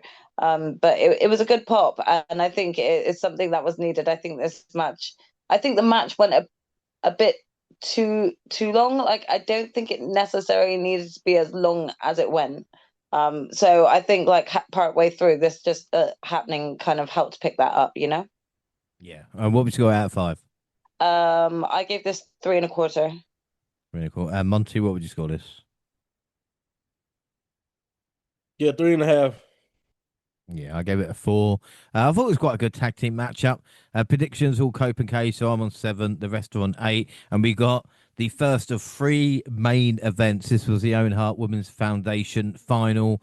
Maya World versus Mercedes Moné. And Maya, the 23-year-old, paid off an incredible journey to Forbidden Door with a defining performance in which she pushed Monet to the brink of defeat on more than one occasion, nearly winning the tournament by trapping a heel in her own submission move. Ultimately, it was she who would tap out to Monet, not before announcing to the world that she was the face of women's wrestling in future in AEW. Monet made history, becoming the first to becoming the first wrestler to win 2 Owen Hart Women's Tournament finals, but it was Weld who stole the headlines from the CEO. Gina, what were your thoughts? Yeah, I thought this match was just awesome. It was great. It was a great showcase for Maya and getting all this experience and exposure. I thought it was lush, and Mercedes was just her standard self. I think they had some good, back and forth, but every time Maya would get, a couple one-ups, Mercedes would just, show how much of a veteran she is by taking control of it again, of the momentum. I do feel like not bitter, but I do still feel like this match might have been a bit more of a higher caliber. If it had been Athena in this position rather than Maya, but Maya still had like the whole crowd behind her. I think the crowd was really, hyped for this match still. So, and I'm not mad at Mercedes getting this feat of having won the Owen Hart twice. I think it matches her well, and if you're going to have Mercedes come back, you need to put her back in that top picture. So this is a great way to start that off. So it was a Yeah. great match. Yeah. I rated this a 4.5. Give it a 4.5. Excellent. Yeah, no, I completely agree with you there. Jax, something that Gina said as well was this is what Mercedes is excellent at. And when I was even watching this match, I was picturing her against like Bianca Belair at WrestleMania, or even going back further with the match with Bailey. Like she's always impressed me. I've always enjoyed watching Mercedes, and it's crazy to say this, but I still don't think she gets the credit she deserves. And I think Maya World in this matchup, kept up with her. Yeah, definitely. I have to agree with everything you said there. This was a great showcase of Maya. I think she did really well to keep up with the ingenuity of Mercedes. Mercedes is a veteran and also just a master manipulator, like not just on the mic, even within her moves, within her like sort of like ring set and the way that she moves. So there were some clever moments from Maya of either like countering some of those moments or even actually turning it into one of her own. I think like I was so impressed with her when I think she countered and turned like one of Mercedes pins into like her own version of the bank statement or whatever they're calling it. The moneymaker or whatever, and Yeah, just yeah, yeah. even that in itself, like you can tell, okay, this girl studied, she studied because she was like, what is this? What is Mercedes' skill set?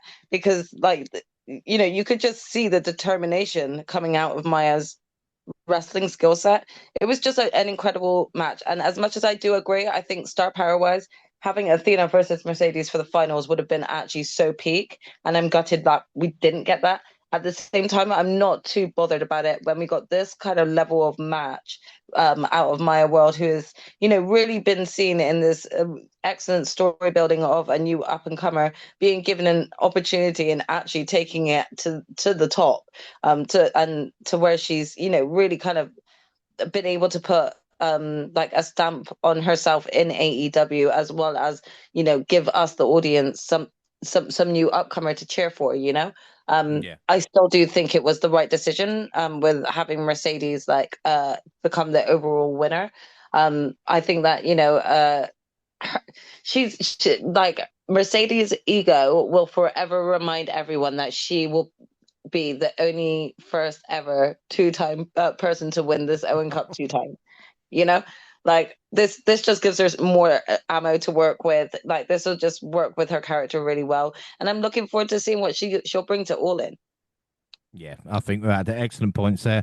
Monty, I don't think much to add, but I should say, because we mention NXT all the time, Maya did start training in 2022, and it's still amazing me with someone less than 4 years training can do that on a pay-per-view, you know? That's not that long at all.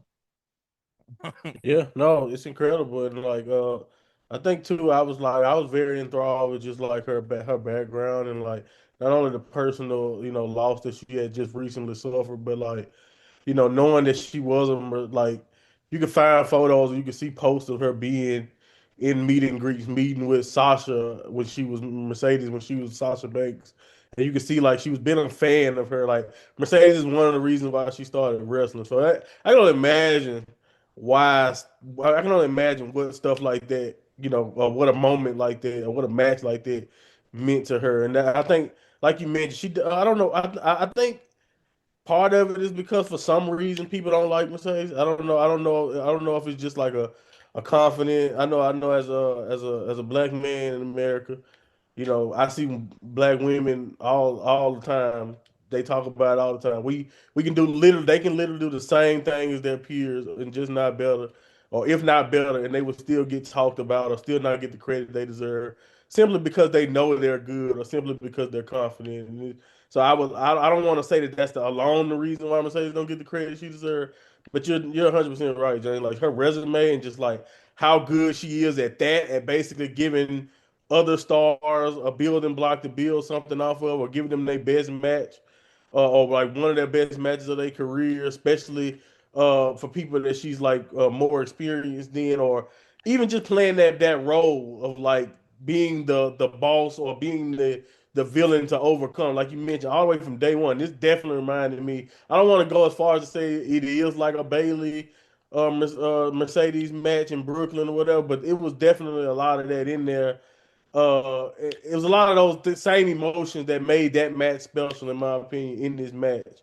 And like you said, I don't know how you can come away from this without a newfound respect for Maya. And like I think that is the genius. Like I think that's another thing in my opinion that always made me love Oscar, because I thought kind of like we saw in her Io Sky match, Oscar is also incredible at that. It's just not only being just really good at what she does, but also making the opponent look like $1 million in defeat or victory. And I think that's what Mercedes did here. I took a risk and went with the upstart, getting the upset, mostly because of Tekla. It ain't because I doubted Mercedes. I was just thinking that, how are they gonna make a very heel Mercedes and a Tekla work?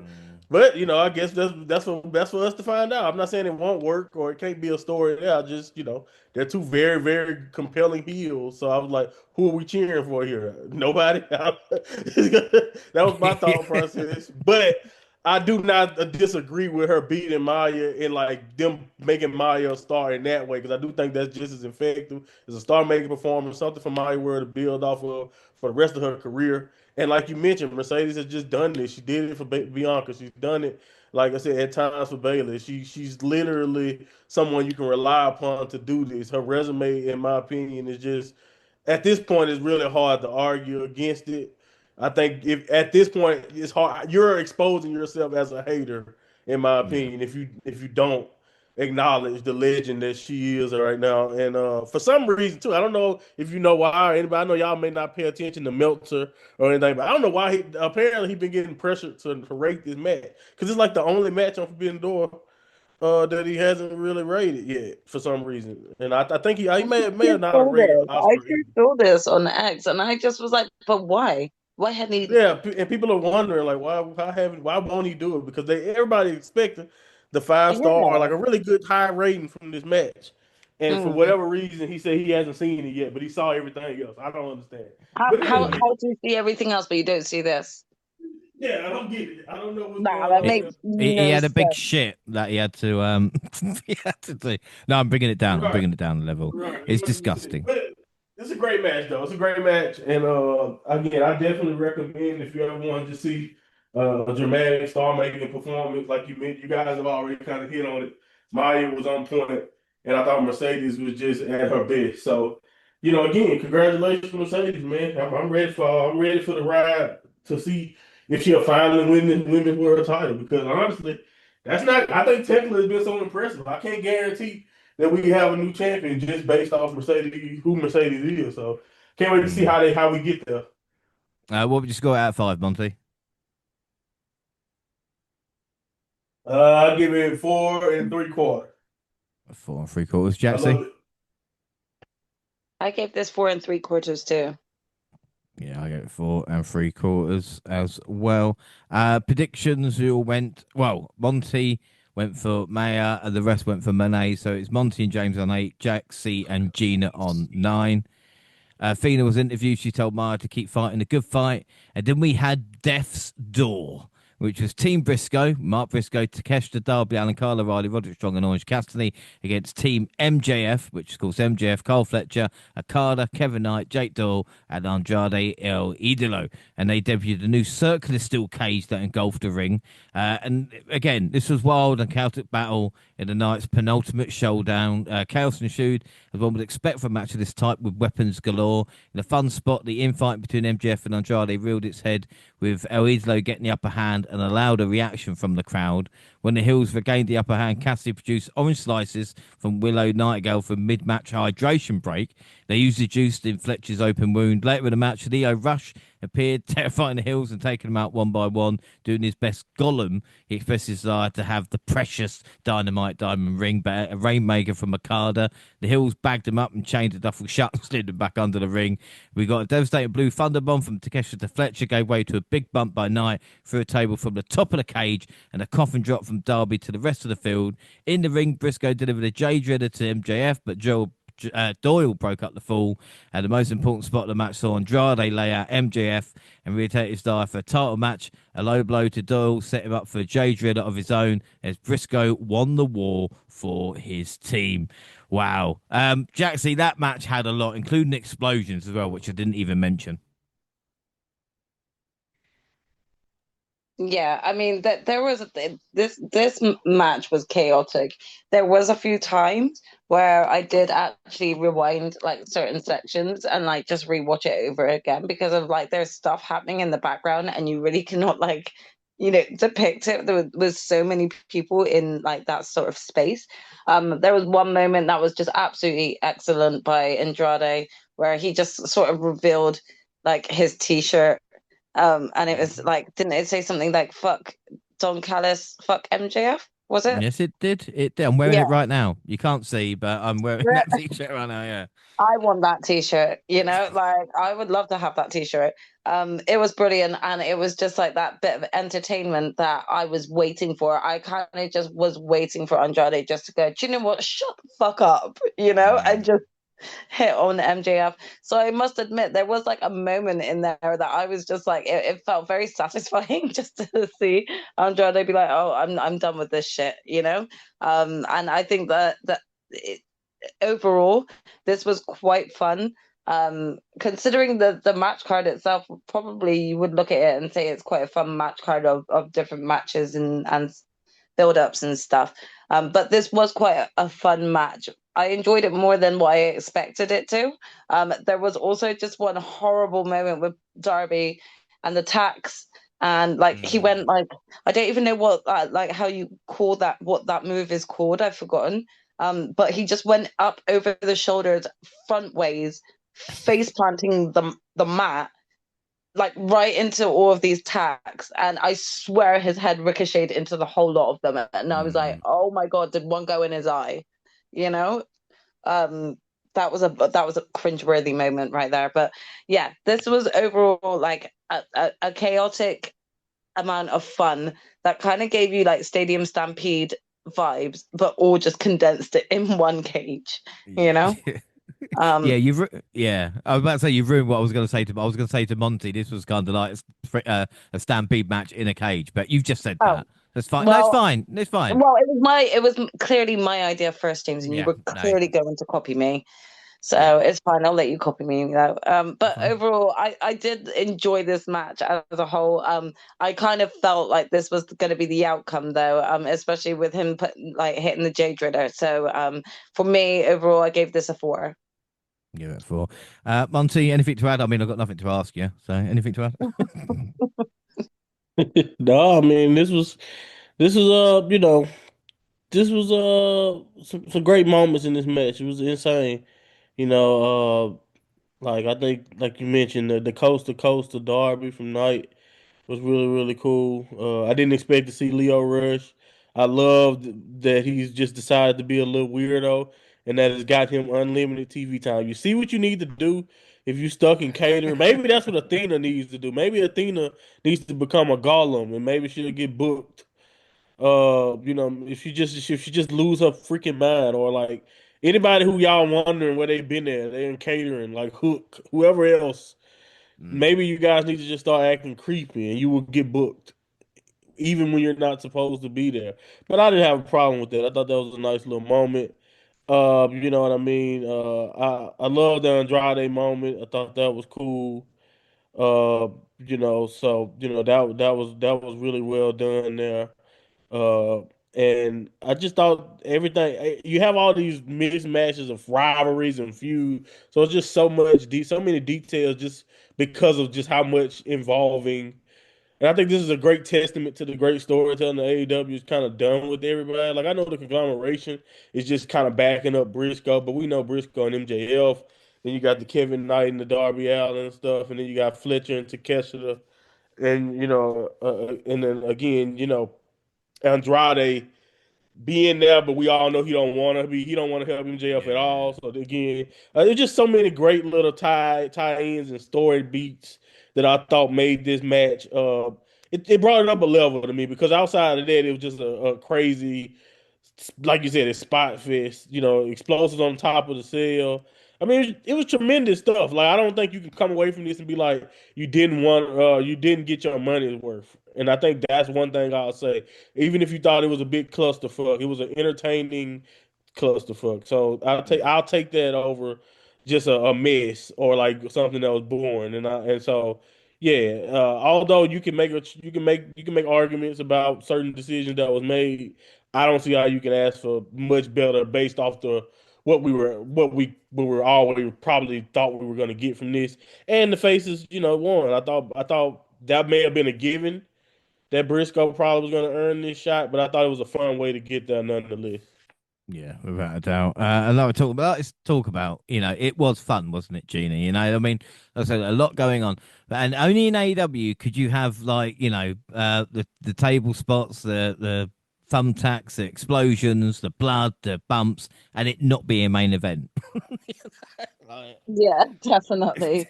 I mean, that is just craziness in itself when you explain all of that and say that was a wrestling match. Who was it that actually took the explosive blow? Kevin Knight took it on top. I think the Uh, the bag was yeah. booby trapped or something like that. Yeah. Right. Okay. I was gonna say, did it go off too early, or was it meant to happen in that spot? That's the only thing that confused me. But regardless, it was an enjoyable match. Monty took the words right out of my mouth. I think this match was much better because of the various feuds and storylines that are involved with all of this. That we have seen maybe sometimes even with Survivor Series or things like that, where there's 5-on-5 matches, but there's not like in a match, but there's not really any storyline apart from the two mains of those factions having beef. So it was nice to have the multiple storylines and callbacks that we were getting to feuds within these groups and these factions. But yeah, it was just a crazy match. It is worthy of going to watch, I will admit, and I gave this one a 4. Give it a 4. Monty, what would you give it? I give it 4 3/4. Yeah, I'll give it 4.5. Predictions all went Team Briscoe. So Monty and James are on 9. Jaxie and G are on 10. Mark Briscoe wants his shot on Dynamite, but the mic didn't like him. And one match left. Our main event, the Owen Hart Foundation Men's tournament final, Will Ospreay versus Swerve Strickland. And the aerial assassin overcame a bloody forehead and neck that was constantly under attack from Strickland for utilising relentlessness and aggression taught to him by the Death Riders. He busted Strickland open, Unforgiven unloaded with kicks and a rolling elbow to the back of the head, but could not put him away. In return, he had a vicious swerve stomp to the back of the head. Both were exhausted. They emptied the proverbial tank on each other and able to put the other down for the 3 count. The Death Riders surrounded the ring from there, showing solidarity and support for Ospreay. Fired up and bloodied, the Brit responded with a Paragon shift and then a Death Rider, and finally the Tiger Driver 98 for the win in a legitimate match of the year contender by 2 of the elite stars in AEW. Ospreay even shared a moment with Strickland afterwards and celebrated to close out the show. Monty, the thing is you've just had an exploding cage match basically, and Ospreay and Swerve have been able to follow that with, like I say, a match of the year candidate. Yeah, I mean, it was I don't know, man. I don't know. I don't know. It's just like you said, for them to be able to do that. I think I thought it was really good, but I really realized it's good when the Death Riders was kind of coming out there rallying behind Will, and then you had the arena, and then you kind of had those kickouts and those super duper dramatic moments. I was a lot of it was a lot. It's always a lot of discourse when Osprey and them kind of do those spots where you get a finisher, but they kick out at one and then they power up. And like I seen a lot of people trying to call it ridiculous or whatever, but it's just like I feel like you only watching the clip. That's the only way you can think it's ridiculous because you watch everything they put each other through to that point. It was one of the hypest parts of the match. Is it ridiculous if you want to look at it logically? Yes, but wrestling is fucking ridiculous in general. So, like, I don't know why people try to bring that logic sometimes to wrestling when it's like, all right, but we're talking about half naked men oiled up, you know, like this is ridiculous in itself. So what do you mean it doesn't make a lot of sense? Like if you get the context of the match, it does make sense.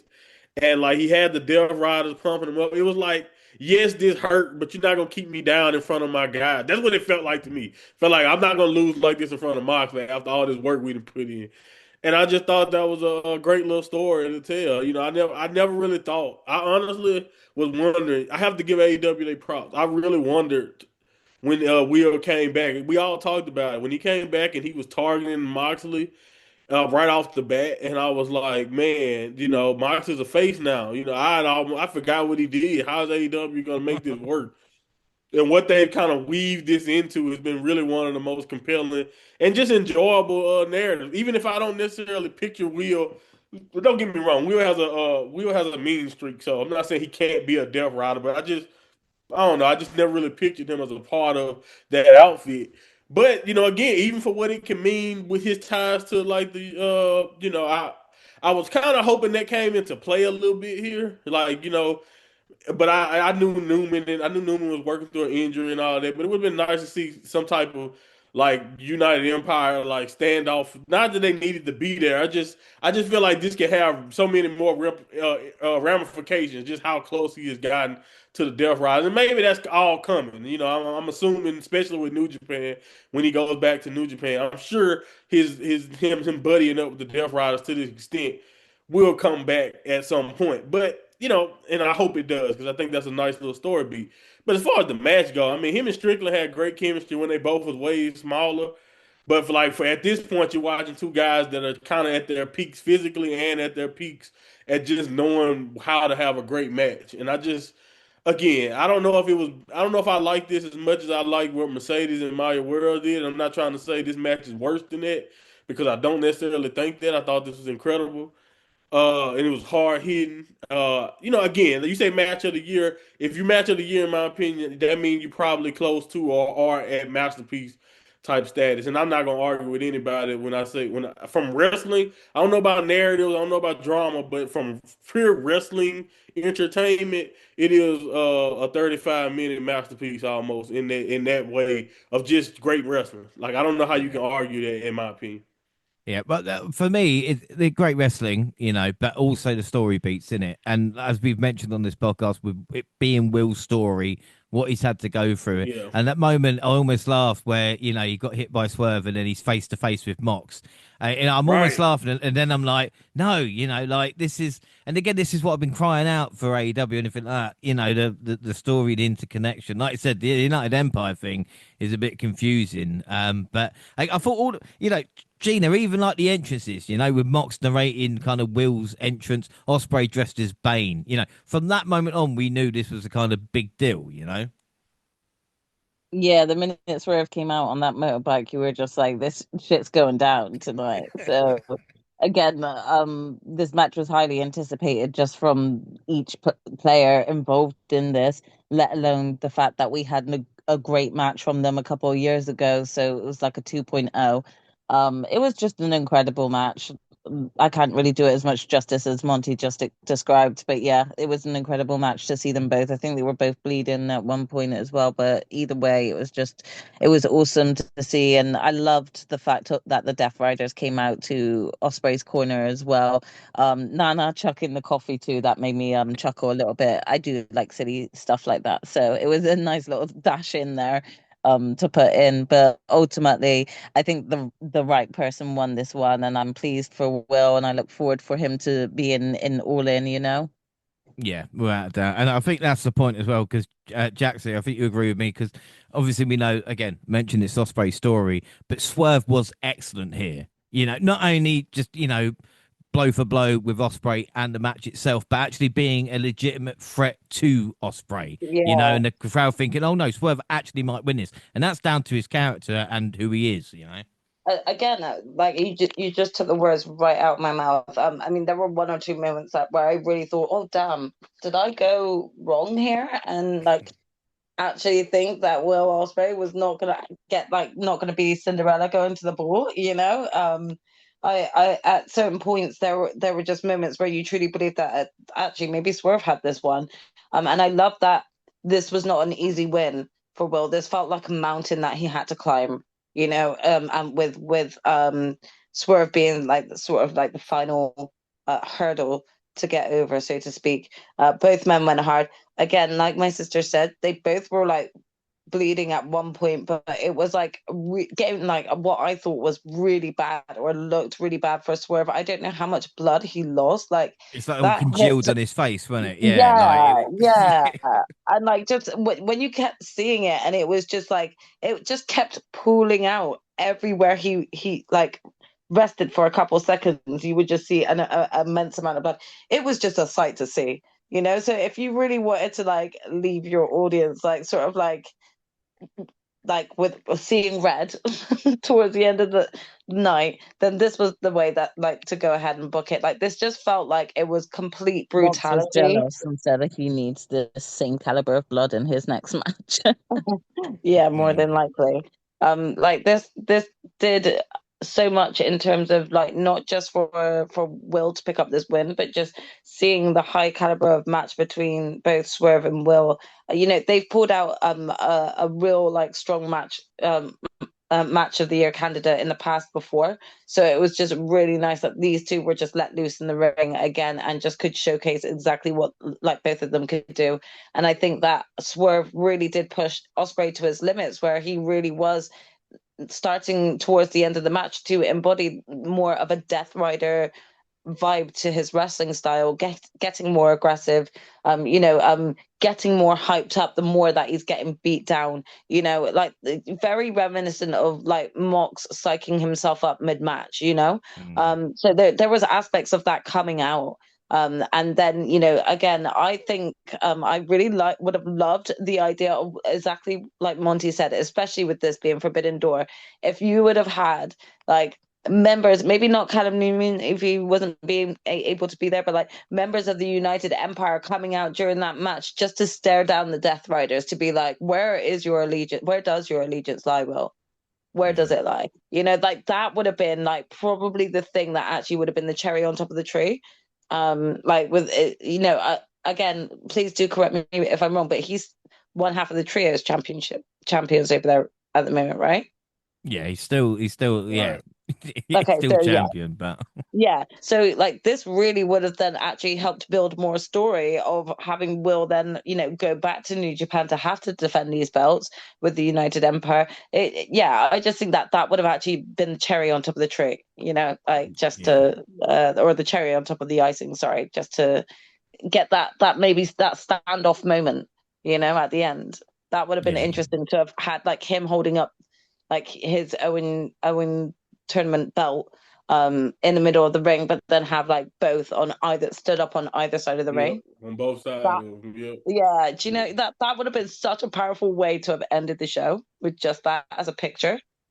yeah. That's an So excellent point. yeah, Um, yeah, I think it's that. Yeah, like I said, that image to close the show would have been excellent, and I think Monty's point as well. These two guys being in their prime, which we don't see as often as we think.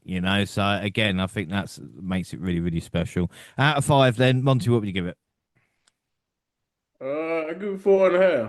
I thought it was really good. I thought it was a really good match. And yeah, I really again, you can if you want to say it's higher, I'm not gonna argue with you, but I thought it was an excellent way for Will to finish his. I guess you want to be cliche. He finished his little He story. finished his story. Gina, Yeah, I got 4.5 for this too. 1.5. Jaxie. I went 4 3/4 for this. Yeah, I went 5 for this. To be fair, part of me was just glad the pay-per-view was over. Like, don't get me wrong, I love AEW, but it's still the same problems. This was, I think, 4 hours and 50. That's not counting the buying as well. But still great all round predictions. We all went well. So the final scores: James and Monty on 10, Jaxie and Gina on 11. So another AEW pay-per-view win for Jaxie. Congratulations, Jax. Gina, well done, Gina. Well done, G. Brilliant performance there. I mean, How you Jax might have won, but bypass well me done, G. like that? Wow. What? What? What did I do? I'll take Good that win, job, love. Jackson. Good job. Good job, Thank Jackson. I thank you, got you. Monty. Much appreciated. Excellent. Definitely proud though. That's like what, two or three Yeah, pay-per-views great. in a Yeah, week. you're on fire. Yeah, fucking brilliant. Yeah, Right. let me gloat. Let me gloat, Yeah. James and Tush. Well, not only did you get the AEW pay-per-view win, you also got perfect scores as well. So well done for that. So the WNR Prediction League 2026 looks like this. This is awful. AEW at the moment, I'm on 1, Monty's on 2, Jaxie's on 3, Gina's on 4. Have we ever done that before with the predictions? That's pretty cool. Oh wow. Uh, Wow. and the bonus, somehow Jaxie's on 10 now. I don't know how she's got there. Two Ah, two behind James and Gina on 12 and a point okay. behind Monty on 13. It is the closest we've ever had. I'm catching up. Wow. Look at this face. How annoying. So overall match MVP and rating. Jaxie, I'll start with you. I'll have a look at Um, your scores while you talk. okay. I think match of the night. I'm gonna go Osprey and Swerve. MVP. I'm gonna go Maya World. Actually, for match of the night, I also want to give a shout out to Thekla and Starlight Kid because I just thought that match was really great. Um, and overall score out of 10, did you say? Years. You've only done it for 5.5 years now, so Um, I'll give this a solid 8. solid eight, right? Yeah. Uh, Monty, same question to you. MVP rating and match as well. MVP Mercedes for just being, like you said, a legend, one of the greatest of all time, if not the greatest women's wrestler of all time. Her resume is pretty great. So I think she just added to that here. But I think the match will be her match with Maya World, and I think Maya deserves, all the credit because I do think there was a star making performance. The reason why it was hard for me the reason why I don't know how much what I think this match can be very, very historic, but it's also depending on how much AEW moves forward with making Maya World prominent in the future. So hopefully AEW continues to push and work with her and grow and invest in her. Because then that'll make this match, in my opinion, even more cool in a sense when you think about the future of AEW. But so yeah, I'm just gonna show all my love to them in this because I thought their moment in this show was probably my favorite stuff that I had on Forbidden Door. As far as the whole entire show goes, I'm gonna go with like the wrestling itself probably deserves an 8.5, but I'm gonna say the show as a concept and as far as like Forbidden Door is probably still a 7 because I just don't think the formula at this point for what it's supposed to be. It's a lot of showcase. It's don't get me wrong, I don't have a problem with it, but like we talked about it on pretty much every match here. Pretty much every match except those three main events at the end were kind of just showcases, and then we had like important stakes and important matches, kind of like towards as far as MJL's belt, and then also the Owen Hart Cup. So those are the only thing that really happened on this show. So I do want to put that in context. As great as all the wrestling was, and I think that deserves a higher rating. I think the show itself for what it accomplished and how necessary it is starting to lose that fervor for me. And I still love the concept of them working and doing these shows. It's just for me, more and more as the years have gone by, these shows have become least like what I kind of enjoy of this concept from the beginning. But other than that, I thought it was a good show. Yeah. Gina. My match is going to be Thekla and Starlight Kid. I'll choose Maya World for my MVP and overall give it a 7 3/4. 7 3/4. Yeah, I'm going to give it an 8 3/4. So it's a great wrestling. The concept for Forbidden Door's not working, as everybody has mentioned. But again, it's AEW and pay-per-view. It's going to have the same problems, but I'm just going to have to like what I like and the stuff that annoys me. I always do the pay-per-view in two chunks anyway. I cannot Right. remember the last time I watched an AEW show, all the way. So I think if you do that, and like I said, give the main event some time to breathe. I think that helps. But the match for me was the main event, and yeah, MVP was Maya Weld. We'll be back for more AEW at Redemption. I just hope nothing big has happened in the meantime. I'm sure it'll be fine. Jaxie, last thing for you. What are your thoughts on AEW? Because we've just caught up from it since the last pay-per-view before Forbidden Door, which I can't remember now, to Forbidden Door right now. Yeah, I mean, like there's exciting stuff that they're doing. I think that sometimes that it's messy, and that is uncoordinated, and that sometimes it doesn't always go as necessarily as planned. But there are some things that are working. Like I still think that they really do need to like get better with their women's tag division. Like that's still like lacking. So that they've definitely still got things to work on. But in terms of like trying to keep narrative going as well as just the caliber of wrestling they're producing and the matches that they're producing, I think that they're like consistently like being on top of things. So like they've not really let me down, and I can't say that I've not enjoyed any of their pay-per-views. So yeah, we'll see what's next and what's in store at Redemption now. Yeah, without a doubt. So that is it. Don't forget, across all social media, X at the WNR Podcast. I'm at the WNR Pod James. You can find the entire WNR team on the banner. Jackson, where can people find and follow you? I'm across X and Twitch at Jaxie Scarlett. Monty? At my Monty Pod, but I'm also moving in the summer, so I could be at a hospital from the heat. And I don't know what I'm laughing at. And Gina? I'll be beside him in the hospital at Purple Pain. The Dublin Awesome on Facebook and Instagram. Send us an email at dublinpodcast@gmail.com and YouTube. Dublin Podcast, where we're celebrating 11 years with the WNR with Schultz. I don't do universe mode anymore. I've been playing Sonic. I'm sad like that. I've been playing old games from the past. And the podcast is live on YouTube and also SoundCloud on your phone and also Spotify and iTunes, where you can download, subscribe, rate, and review there. So that is it. Our next episode is Night of Champions. It's WWE's time, baby. Woo! Everybody happy. We're going back to WWE. No, just me then. All right. Well, until then, I've been James Rose. I was joined by the fantastic Jaxie Scarlett. Jaxie, it is really pissing me off you keep winning. You know that. I beat James again. I'm going to sleep very well tonight, and I can't wait to do it again at the next one. Watch, guys. WWE, here I come. I'm coming to top him over from that as well. Yeah. and of course the mind of Monty. Monty's funny. She says she beats me. Everybody beats me. Do you know what I mean? She doesn't realize she won Yeah, outright. Like that's yeah. You don't you get no props for beating James, huh? You that used to getting beat at this point, huh? yeah. What I will say is that I will also sleep well tonight, but it's not because of anything that happened today on this show. It's because I have an edible. Well, There's that, Monty. yeah, you lucky bastard.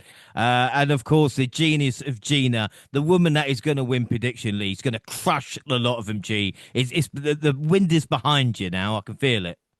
Yeah, I definitely feel I've got this in the bag. So I'll just keep the crown for now and continue my wins up. But I look forward to the next one. Yeah, as long as you beat her. Anyway, thanks for listening, everybody, and bye.